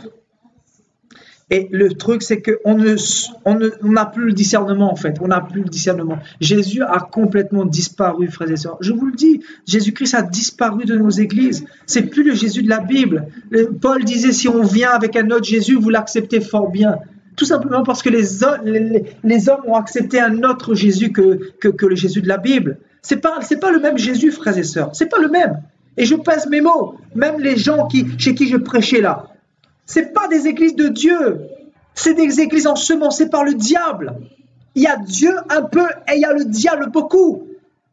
Frères et sœurs, l'homme peut être imparfait, L'homme peut être imparfait, c'est vrai. Moi aussi, je suis imparfait. J'ai peut-être des failles, j'ai sûrement des failles. Mais frères et sœurs, quand on commence à avoir des failles sur la parole de Dieu, là, c'est grave. On peut avoir des failles humaines, une faille dans le langage. L'apôtre Paul disait, si je suis défaillant dans le langage, je ne suis pas sous celle de la connaissance de la parole, sous celle de la connaissance. Donc, je préfère être défaillant du langage, ne pas avoir la rhétorique, ne pas savoir parler, ne pas avoir la sagesse des hommes, mais avoir la connaissance de Dieu. Parce qu'avec la connaissance de Dieu, il y a l'épée de l'esprit dont nous parle Éphésiens 4. L'épée de l'esprit qui délivre, qui restaure, qui vivifie, qui perfectionne, qui édifie et qui emmène dans le royaume des cieux, frères et sœurs, qui sépare du péché, qui sépare de la compromission des ténèbres, frères et sœurs. Sans l'épée de l'esprit, il n'y a pas d'église véritable, il n'y a pas de salut, frères et sœurs. C'est la vérité. C'est pour ça que le Seigneur dit dans sa parole, sortez du milieu d'elle, mon peuple, sortez du milieu d'elle, sortez du milieu d'elle. C'est le message du temps. Oh, Saint-Esprit, on fera une exhortation là-dessus bientôt. Sortez du milieu d'elle, mon peuple, afin que vous ne participiez pas à ses péchés, car ces péchés sont montés jusqu'au ciel. Ses péchés sont montés jusqu'au ciel et Dieu se souviendra d'elle pour déverser les 7 coupes de sa grande colère sur son système, le système de Babylone qui est rentré dans les églises, frères et sœurs. Voilà dans quel temps nous sommes. Un temps de confusion, confusion, frères et sœurs. Même ceux qui se disent chrétiens, ils t'empêchent de parler, de dire la vérité, de dénoncer les ICC, des systèmes diaboliques, des systèmes sataniques. Ils veulent couvrir, ils veulent cacher, ils veulent couvrir. Qu'est-ce qu'ont fait les prophètes de la Bible? Les prophètes de la Bible, comment ont-ils parlé? Ont-ils parlé avec la douceur, avec la sagesse? Ils ont parlé avec dureté, avec l'épée de la parole. Race de vipères, jusqu'à quand résisterez-vous au Saint-Esprit? Le Seigneur, quand il prophétisait par Ézéchiel, par les prophètes, ainsi parle l'Éternel, puisque tu m'as rejeté, je te jugerai terriblement, tu mourras dans tel temps. Voilà comment parle Dieu, le jugement, s'il n'y a pas de repentance. Comment voulez-vous que les prophètes de cette génération parlent? Donne, tu seras béni. Like sur ma page. Voilà, j'ai 200 000 likes. Merci pour la gloire que vous me donnez. Merci pour l'orgueil que vous me donnez, qui me nourrit chaque jour. C'est ça l'église de Christ, frères et sœurs. Est-ce que c'est ça l'église de Christ? Les gens n'ont plus le discernement. Les gens n'ont plus le discernement, frères et sœurs. On est arrivé à la fin. Le discernement a disparu. C'est ça l'apostasie. Et toi, quand tu arrives avec un message, on te prend pour un extraterrestre. Voilà, parce que les gens ne sont pas spirituels. Les gens ne sont pas spirituels, ce sont des chrétiens charnels, même s'ils ont l'onction, même s'ils font des guérisons, même s'ils prient en langue, même s'ils prophétisent, même s'ils font des miracles, ils sont charnels. Être spirituel, c'est quoi? C'est marcher dans la parole de Dieu d'abord. C'est marcher dans la connaissance de Dieu d'abord.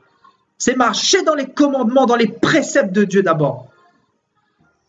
Ce n'est pas faire des sacrifices. Ce n'est pas donner ton offrande, donner ta dîme premièrement. C'est de marcher dans l'intégrité avec Dieu. Parce que Dieu prend plaisir à l'obéissance plutôt que le sacrifice. Dieu vomit les sacrifices qu'on lui donne aujourd'hui. Dieu les vomit, frères et sœurs. Tout simplement parce que les gens sont hypocrites, ils ont dépassé Sodome et Gomorrhe de très très loin, Et qu'est-ce qu'il faut à cette génération perverse et corrompue? Il faut dire la vérité, il faut casser les églises. Moi je suis content quand on m'invite dans une église et je casse tout par la parole. Je casse. Et je suis content de voir les âmes qui s'approchent pour se repentir, pour dire Seigneur, on n'avait pas vu les choses sous cet angle-là. Nous nous repentons. Nous étions dans la mort spirituelle et si nous mourions, nous partions en enfer. Notre pasteur ne nous disait pas la vérité. Ces enfants de serpents, de malédiction. Voilà dans quelle génération nous sommes, frères et sœurs. Tu vas dans des églises, et les gens sont malades, ils sont dans le péché. Il y a la sorcellerie, il y a la maladie. Tout simplement parce qu'il y a le péché. Il n'y a plus l'évangile pur, l'évangile de la repentance, l'évangile de la sanctification. Voilà la génération dans laquelle nous sommes, frères et sœurs. Génération de la fin qui a dépassé Sodome et Gomorrhe de très très loin. Où sont les véritables serviteurs de Dieu? Où sont les véritables serviteurs de Dieu, frères et sœurs? Où sont les véritables serviteurs de Dieu? Où sont-ils? Mais Seigneur, aide-nous, Saint-Esprit de Dieu, aide-nous, Seigneur. Nous avons besoin de toi. Nous avons besoin de toi pour susciter des voix, pour crier, Seigneur. Où sont les prophètes de la Bible? Où sont les véritables Élie, les véritables Jean-Baptiste? Je dis bien les véritables, pas ceux qui ont l'onction à demi, ceux qui sont capables de dire la vérité et qui ne mâchent pas leurs mots. Le Seigneur est dans une véritable colère, frères et sœurs, parce que les gens se sont trop moqués de lui. Les gens ont sali son nom, ils ont blasphémé son sang, frères et sœurs, le sang de l'alliance. Vous pensez que la parole de Dieu parle en vain? Le Seigneur va revenir et ça va être terrible, frères et sœurs. Ça va être terrible, ça va être un jour d'ardente colère. Et c'est là que le Seigneur va entrer en jugement avec Babylone, avec son système. Le Seigneur nous demande de nous préparer depuis des années. Préparons-nous, préparons-nous, préparons-nous, dit le Seigneur éternel. Préparez-vous, parce que je reviens prochainement. Je reviens vous prendre avec moi. Je ne suis pas un homme pour mentir, ni un fils de l'homme pour me repentir. Je reviens vous prendre prochainement. Sanctifiez-vous, parce que je vous aime. Je reviendrai comme un voleur prochainement, comme un voleur. Je reviendrai dans une grande surprise, dans un temps surprenant. Beaucoup seront surpris, dit l'Éternel des armées. Beaucoup vont être surpris, parce que ce jour sera terrible. Ce jour sera terrible. Ce jour sera terrible. Ce jour va précipiter la venue de l'Antéchrist. Et les choses pourront commencer. Là, le malheur va s'abattre sur l'humanité. Repentez-vous. Repentez-vous. Préparez-vous, dit le Seigneur. Perfectionnez-vous. Perfectionnez-vous. Je vous ai donné mon Saint-Esprit. Je vous ai donné ma parole. Je vous ai donné ma grâce, mon amour. Je ne vous ai jamais abandonné dans ce monde de ténèbres. Je ne vous ai jamais laissé. Repentez-vous. Repentez-vous.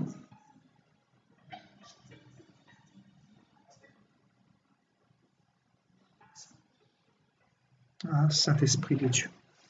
Oh, Seigneur éternel. Oh, Saint-Esprit de Dieu, nous te demandons pardon, Père éternel. Pardonne-nous, Seigneur. Pardonne-nous, Seigneur éternel. Pardonne-nous, Père éternel, pour tout ce que nous faisons contre toi, Seigneur. Pardonne-nous, Père. Nous voulons, Père éternel, nous prosterner dans ta présence et reconnaître, Seigneur, que nous ne sommes pas parfaits, que nous nous sommes éloignés, que nous sommes des hommes méchants, que nous sommes des hommes cupides, que nous sommes des hommes idolâtres, ignorants, que nous sommes des hommes complètement, Seigneur, à côté de ta parole, parce que tu es saint, Seigneur. Tu es saint, Père. Nous te demandons pardon, nous nous inclinons dans ta présence et nous reconnaissons que nous sommes pécheurs, Seigneur. Que sans toi, nous sommes perdus, nous sommes voués à la ruine éternelle, Seigneur. Merci pour ton sacrifice, merci pour la puissance de la résurrection. Merci pour l'autorité que tu nous as donnée. Merci pour ta parole qui nous a fait du bien ce soir, Seigneur. Merci, Père éternel, pour ta fidélité. Merci, Saint-Esprit de Dieu, de préparer ton Église, Seigneur. Ne regarde pas nos faiblesses, mais regarde, Seigneur, à notre cœur repentant. Regarde à ton amour, à ta miséricorde qui se renouvelle chaque matin, Seigneur. Regarde à tes promesses que tu as mises sur nous, Seigneur. Nous voulons nous incliner dans ta présence, Seigneur, te demander pardon pour tout ce que nous faisons contre toi. Pardonne-nous, Seigneur, pour ne pas voir ô combien tu es saint, ô combien tu es grand, ô combien tu es redoutable, ô combien tu es juste, ô combien tu es élevé en majesté, digne en gloire. Nous voulons te donner toute la gloire, Jésus-Christ de Nazareth. Nous voulons te donner toute la gloire, Père, toute la gloire à ton nom, Seigneur. Parce que tu es le seul Dieu qui existe d'éternité en éternité. Tu es assis sur le trône de majesté, le trône de gloire. Et tu observes l'humanité, tu observes les cœurs, Seigneur, pour savoir s'il y a encore un homme intègre, un homme juste, Seigneur. Oh, Saint-Esprit de Dieu, merci. Merci, Seigneur, de nous avoir conduits dans ta parole. Merci pour toutes les grâces, pour toutes les bénédictions que tu nous donnes, Seigneur, ce soir. Merci, Seigneur, pour tout ce que tu fais pour tes enfants, pour tes élus, que tu prépares, Seigneur. Enlève de nous l'esprit de l'erreur. Enlève de nous les fausses doctrines. Enlève de nous la tiédeur. Enlève de nous, Seigneur, l'autosuffisance. Mais donne-nous d'avoir soif de ta parole tous les jours. Donne-nous une entière consécration. De nous donner entièrement à toi, Seigneur, pour ne pas succomber dans le péché, pour être consacré, pour être mis à part, Seigneur. Nous te demandons, Seigneur, par nos canaux, par nos voix, par nos prières, nous intercédons, Seigneur, pour nos familles, pour toutes les familles de mes frères et sœurs, Seigneur, qui sont connectés ce soir. Je veux prier pour eux, Seigneur, pour leurs familles, pour leurs frères et sœurs, pour leurs oncles, leurs tantes, pour leurs pères, pour leurs mères, pour leurs frères et sœurs. Je veux prier pour leurs collègues. Je veux prier pour leurs amis, Seigneur. Je veux prier pour nos familles. Je veux prier pour nos frères et sœurs, Seigneur, dans le monde. Pour nos églises qui sont paganisées, qui sont dans la mort spirituelle. Pour nos églises qui sont à côté de la plaque, qui sont dans la mort spirituelle, Seigneur. Pour les églises qui sont en train de partir dans le feu de la géhenne, Seigneur. Je veux te prier pour toutes ces personnes, Seigneur. Je veux te prier, Seigneur, afin que tu viennes sauver, Seigneur. Sauve ton peuple, Seigneur, parce que nous sommes encore dans le temps de la grâce. Quand allons-nous intercéder, Seigneur, si ce n'est pas maintenant? Nous voulons intercéder aujourd'hui encore, Seigneur, pour te demander pardon. Pardonne nos églises, Seigneur. Pardonne tous ces blasphèmes qu'on a fait contre toi, Seigneur. Pardonne, Père éternel, la religiosité. Pardonne les hypocrites, les pharisiens. Pardonne, Seigneur éternel, nos cœurs endurcis, nos cœurs dans l'opprobre, dans le péché, dans la honte, dans la nudité, Seigneur. Pardonne-nous, Seigneur. Nous voulons nous repentir, Seigneur. Nous voulons te demander pardon pour toutes les personnes qui se sont moquées de toi, qui ont sali ton nom, qui ont blasphémé ton nom, qui sont allés trop loin, Seigneur. Parce que nous sommes de ceux qui ne veulent pas fléchir les genoux devant Baal, Seigneur. Nous sommes ceux, Seigneur, qui voulons t'appartenir, qui voulons se préparer, qui voulons partir avec toi à l'enlèvement dans cette demeure que tu as préparée pour nous, Seigneur. Parce que nous ne sommes pas des enfants de colère. Oh Saint-Esprit, nous ne sommes pas des enfants de colère, des enfants de malédiction, des enfants de perdition. Mais nous sommes des enfants élus dès la fondation du monde pour hériter ce royaume, cette demeure céleste, incorruptible, Seigneur, que l'ennemi ne pourra pas détruire, ni détourner, Seigneur, ni ensemencer par ses semences, Seigneur. Nous te sommes reconnaissants, Seigneur, pour tout ce que tu as fait. Nous voulons, Père éternel, prier pour les nations, prier pour tous ceux qui sont dans le péché, prier pour tous ceux qui sont dans l'hypocrisie, dans l'insensibilité, dans la religion. Nous voulons prier pour tous ceux qui sont aveuglés par les choses de ce monde, qui sont dans la distraction. Nous voulons prier pour le monde, Seigneur. Nous voulons que ces prières arrivent devant toi, Seigneur, Dieu saint, Dieu véritable. Nous savons que tu entends la prière des justes. Tu entends la prière des justes, car elle a une grande efficacité. Nous voulons, Seigneur, nous humilier, Père éternel, devant toi. Encore nous humilier. Et nous voulons que tu nous fasses grâce, Père. Fais-nous grâce, Père éternel, au nom de Jésus-Christ. Au nom de Jésus-Christ de Nazareth. Au nom de Jésus-Christ. Nous implorons ta grâce et ta miséricorde, Père. Merci, Saint-Esprit, pour tout ce que tu fais. Merci, Seigneur. Viens aider quelqu'un, Seigneur, qui est connecté ce soir à sortir du péché. Viens aider cette personne, Seigneur, à sortir du monde, Seigneur, de l'emprise du monde. Viens aider cette personne là où elle se trouve, Seigneur, en ce moment. Tu me montres cette personne qui est dans le monde, Seigneur, qui est attachée encore trop au monde. Viens aider cette personne à sortir du monde, du péché. Viens ouvrir ses yeux spirituels. Viens toucher son cœur. Saint-Esprit, viens toucher son cœur. Viens affranchir cette personne afin que sa vie ne soit plus jamais la même. Père, merci pour ta grâce. Merci pour ta grâce. Merci pour ta grâce. Merci pour ta grâce, Père. Merci pour ta grâce. Merci pour ta grâce, Père. Merci pour ta grâce, Seigneur. Il y a quelqu'un qui est dans la masturbation. Le Seigneur veut que tu sortes de là. Le Seigneur te demande de sortir de là. Le Seigneur te dit, sors de là, mon enfant. Sors de là, mon enfant. Je te préviens depuis un moment déjà et tu n'écoutes pas. Le Seigneur te dit, change de voie. Marche dans mes voies. Parce que mes voies sont des voies de bénédiction. Et je veux te sauver. Je suis le salut, te dit le Seigneur. Abandonne. Abandonne, abandonne ton péché. Abandonne ton péché. Abandonne ton péché. Alléluia.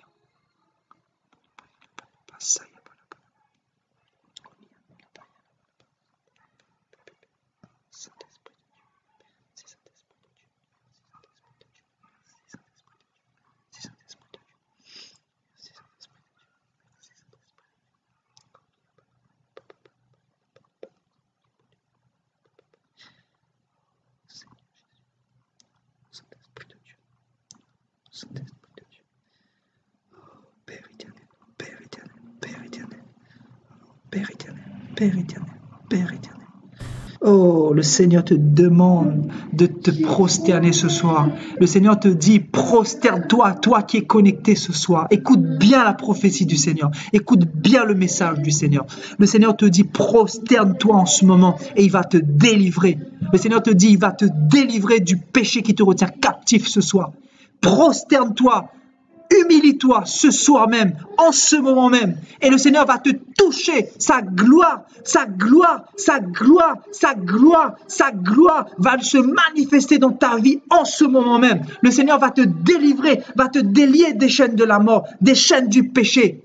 Humilie-toi, humilie-toi sous ma main puissante, te dit le Seigneur. Humilie-toi et je te délivrerai ce soir. Repens-toi sincèrement, repens-toi et le Seigneur va t'affranchir, le Seigneur va te délivrer parce que tu as du mal à sortir de ce péché. Tu as du mal à sortir de ce péché qui te fait du mal parce que tu veux sortir mais tu n'y arrives pas. Mais le Seigneur te dit, je te donne ma force ce soir, je te donne ma force ce soir. Sois délivré, sois délivré, sois délivré.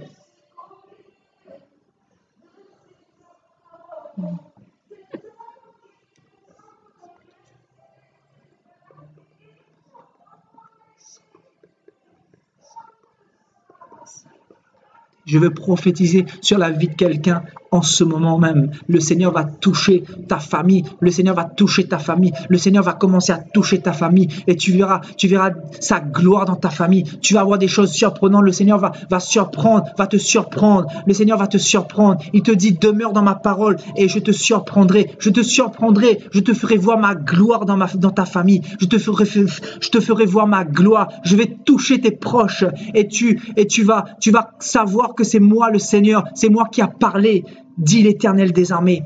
Continue à marcher dans ma parole et je vais te surprendre, je vais te surprendre, te dit le Seigneur.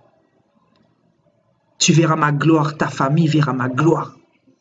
Je prophétise sur ta vie la délivrance de ta famille, la délivrance des captifs, la délivrance de ceux qui sont sous l'emprise du péché, de l'emprise du monde, que les chaînes tombent, que les chaînes brisent, que les chaînes tombent au nom de Jésus-Christ de Nazareth.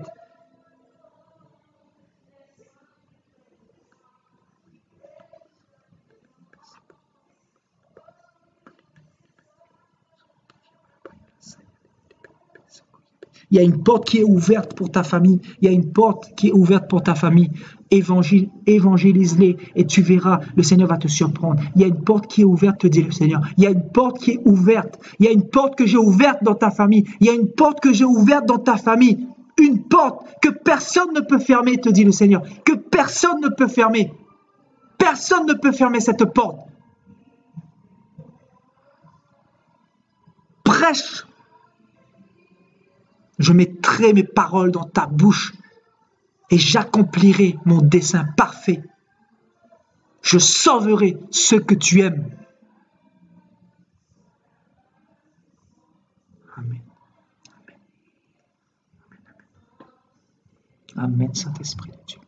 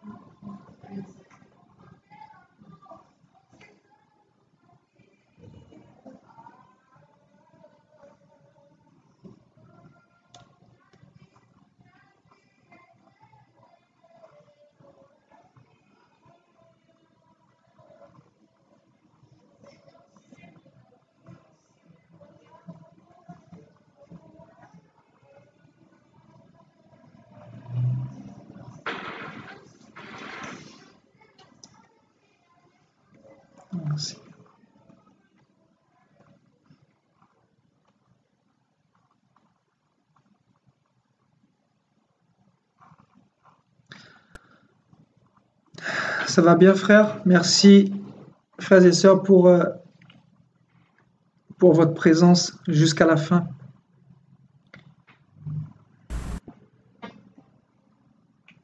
Amen, amen.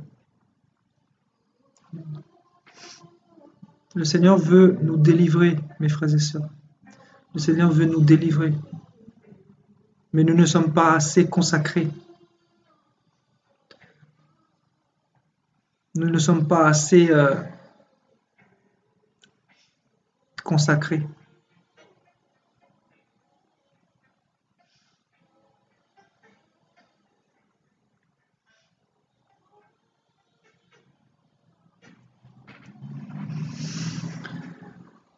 Seigneur Jésus.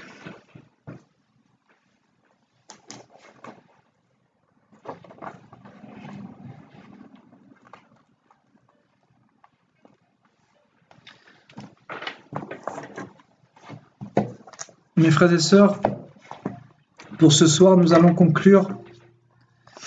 Je pense que nous avons vu beaucoup de choses ce soir et je pense que ça vous a fait beaucoup de bien.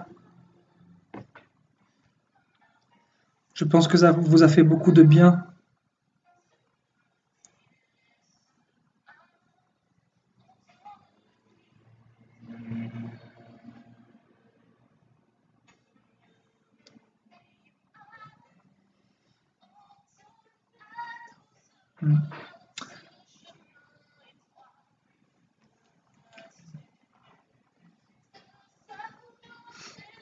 Soyez bénis.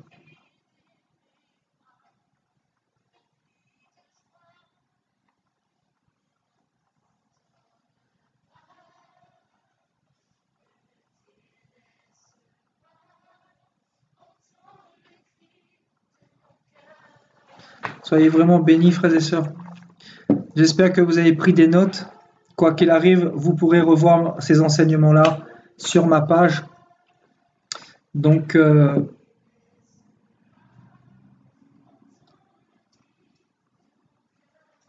c'était important de prendre des notes parce que les écrits restent, comme on dit, frères et sœurs. Les paroles s'envolent, mais les écrits restent. Donc, amen, amen. Alors, frères et sœurs, je veux vous poser quelques questions avant de partir pour savoir si vous avez retenu tout ce que nous avons dit ce soir. Alors, qu'est-ce que vous avez retenu en gros? Est-ce que chacun peut mettre un peu de ce qu'il a entendu, du concret, hein, je veux du concret pour savoir véritablement si vous avez retenu ce que j'ai dit. Est-ce que tout le monde peut mettre un petit paragraphe de ce qu'il a retenu ce soir, voilà, si ça ne le fatigue pas trop d'écrire, bien sûr. Voilà. Qu'est-ce que vous avez retenu ce soir concernant la grande tribulation, frères et sœurs? J'attends vos messages avant de vous laisser. Si vous pouvez faire ça, frères et sœurs, pour savoir si vous avez retenu l'essentiel.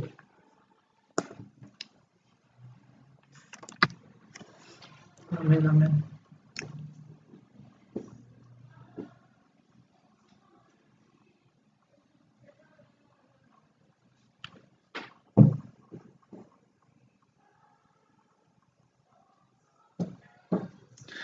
Tu pourras revoir les deux vidéos, mon frère Château et Hernandez. Tu pourras revoir les deux vidéos sur ma page Facebook. Donc, je t'invite à y aller parce que voilà, ça va te bénir. Il faut regarder vraiment l'exhortation du début jusqu'à la fin pour comprendre vraiment la grande tribulation. Et nous n'avons pas fini. Nous avons vu vraiment beaucoup de points importants concernant la grande tribulation, les points les plus importants. Mais il y a encore des trucs à voir, notamment dans le livre de Daniel. Nous parlerons aussi sur Matthieu 24, nous parlerons sur 1 Thessaloniciens 4, nous parlerons sur les prophètes, Joël, Abdias, etc., sur Zacharie. Zacharie, il y a beaucoup de prophéties vraiment glorieuses là-bas. Nous parlerons sur Ézéchiel, c'est vraiment puissant. Voilà, le Seigneur a parlé par Ézéchiel et il a dit des choses vraiment extraordinaires, glorieuses concernant les temps de la fin. Et Ésaïe également, donc Ésaïe, pareil. Et vraiment, ben voilà, le Seigneur va nous bénir. Voilà.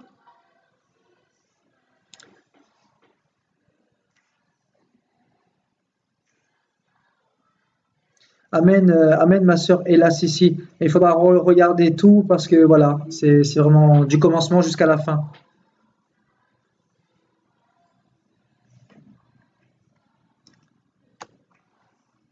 Amen, ma sœur Dokunengo Toka.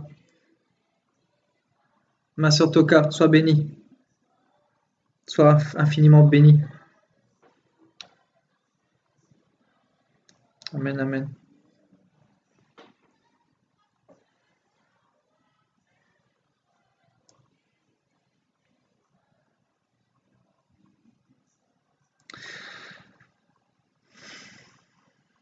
D'accord, Ludovic.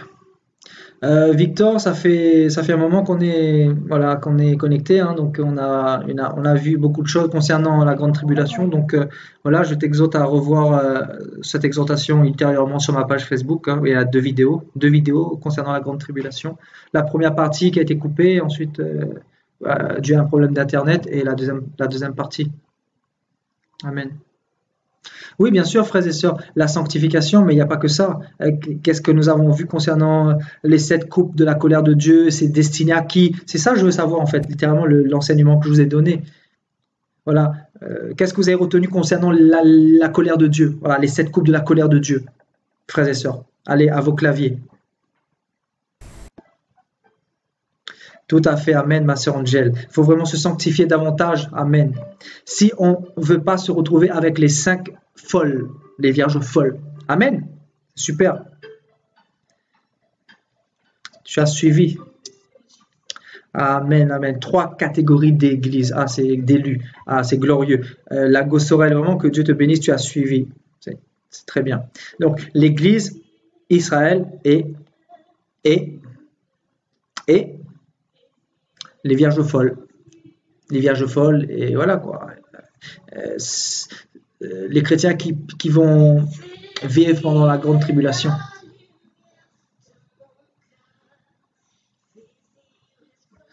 Amen, amen. Donc tu dis, si nous sanctifions dans la parole de Dieu, nous faisons partie de l'armée pour accompagner Jésus avant la grande tribulation. Amen. C'est ça, ma sœur Anne-Claude, vraiment, sois bénie. Amen, amen. Ouais, il faut tout revoir, c'est ça.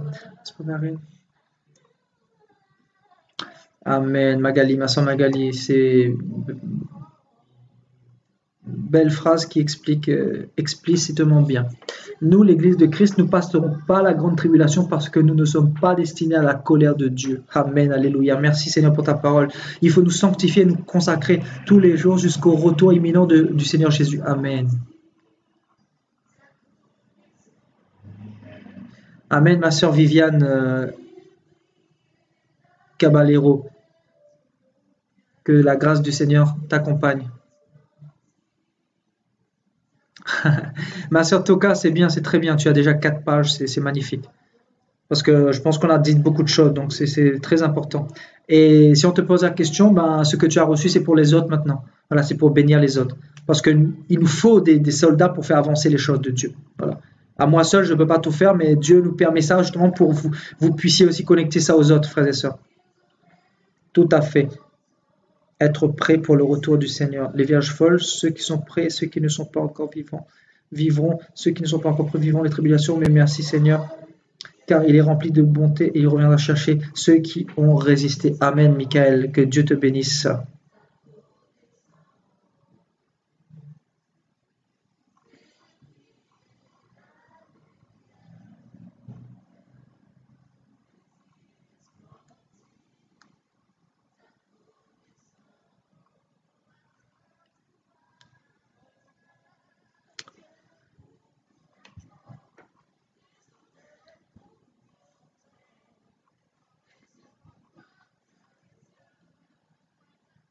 Amen, amen.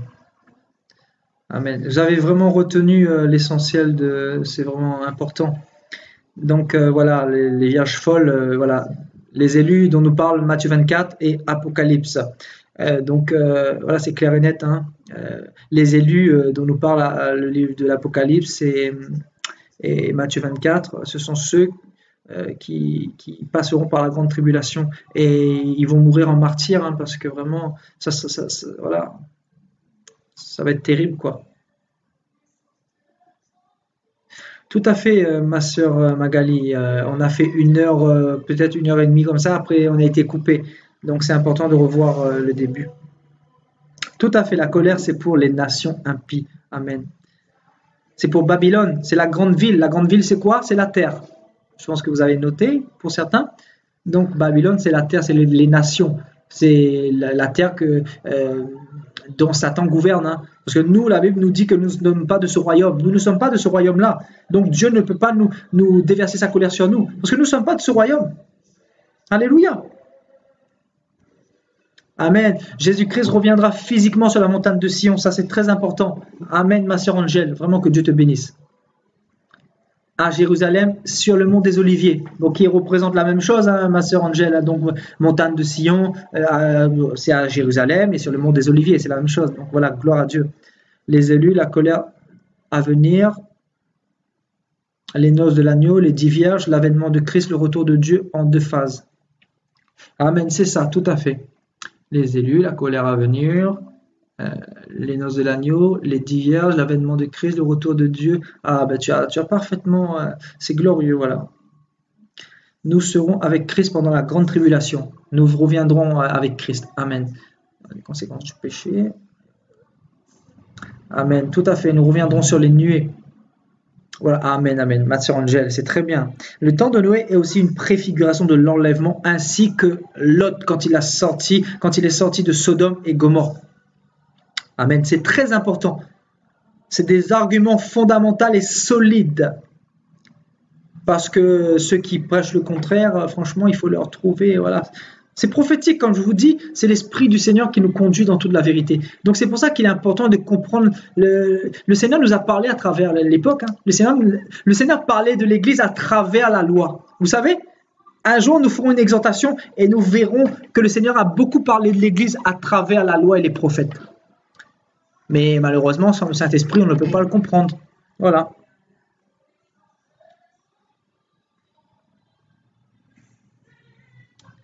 L'Église sera enlevée avant la grande tribulation, ma sœur.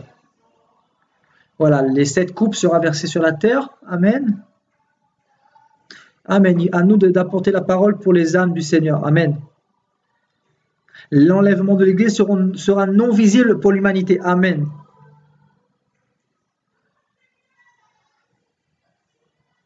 Tout à fait, c'est ça, c'est vivre pour Christ, hein, vraiment avoir comme objectif Dieu. Il faut vraiment se concentrer en fait. Frères et sœurs, moi j'ai compris un truc, c'est la consécration. Sans consécration, il n'y a pas d'illumination, il n'y a pas de Dieu en fait, il n'y a pas de Jésus, il n'y a pas de révélation. Il faut se consacrer. Parce que si tu ne te consacres pas, tu passes plus du temps dans les choses du monde, le Seigneur ne pourra pas se révéler à toi.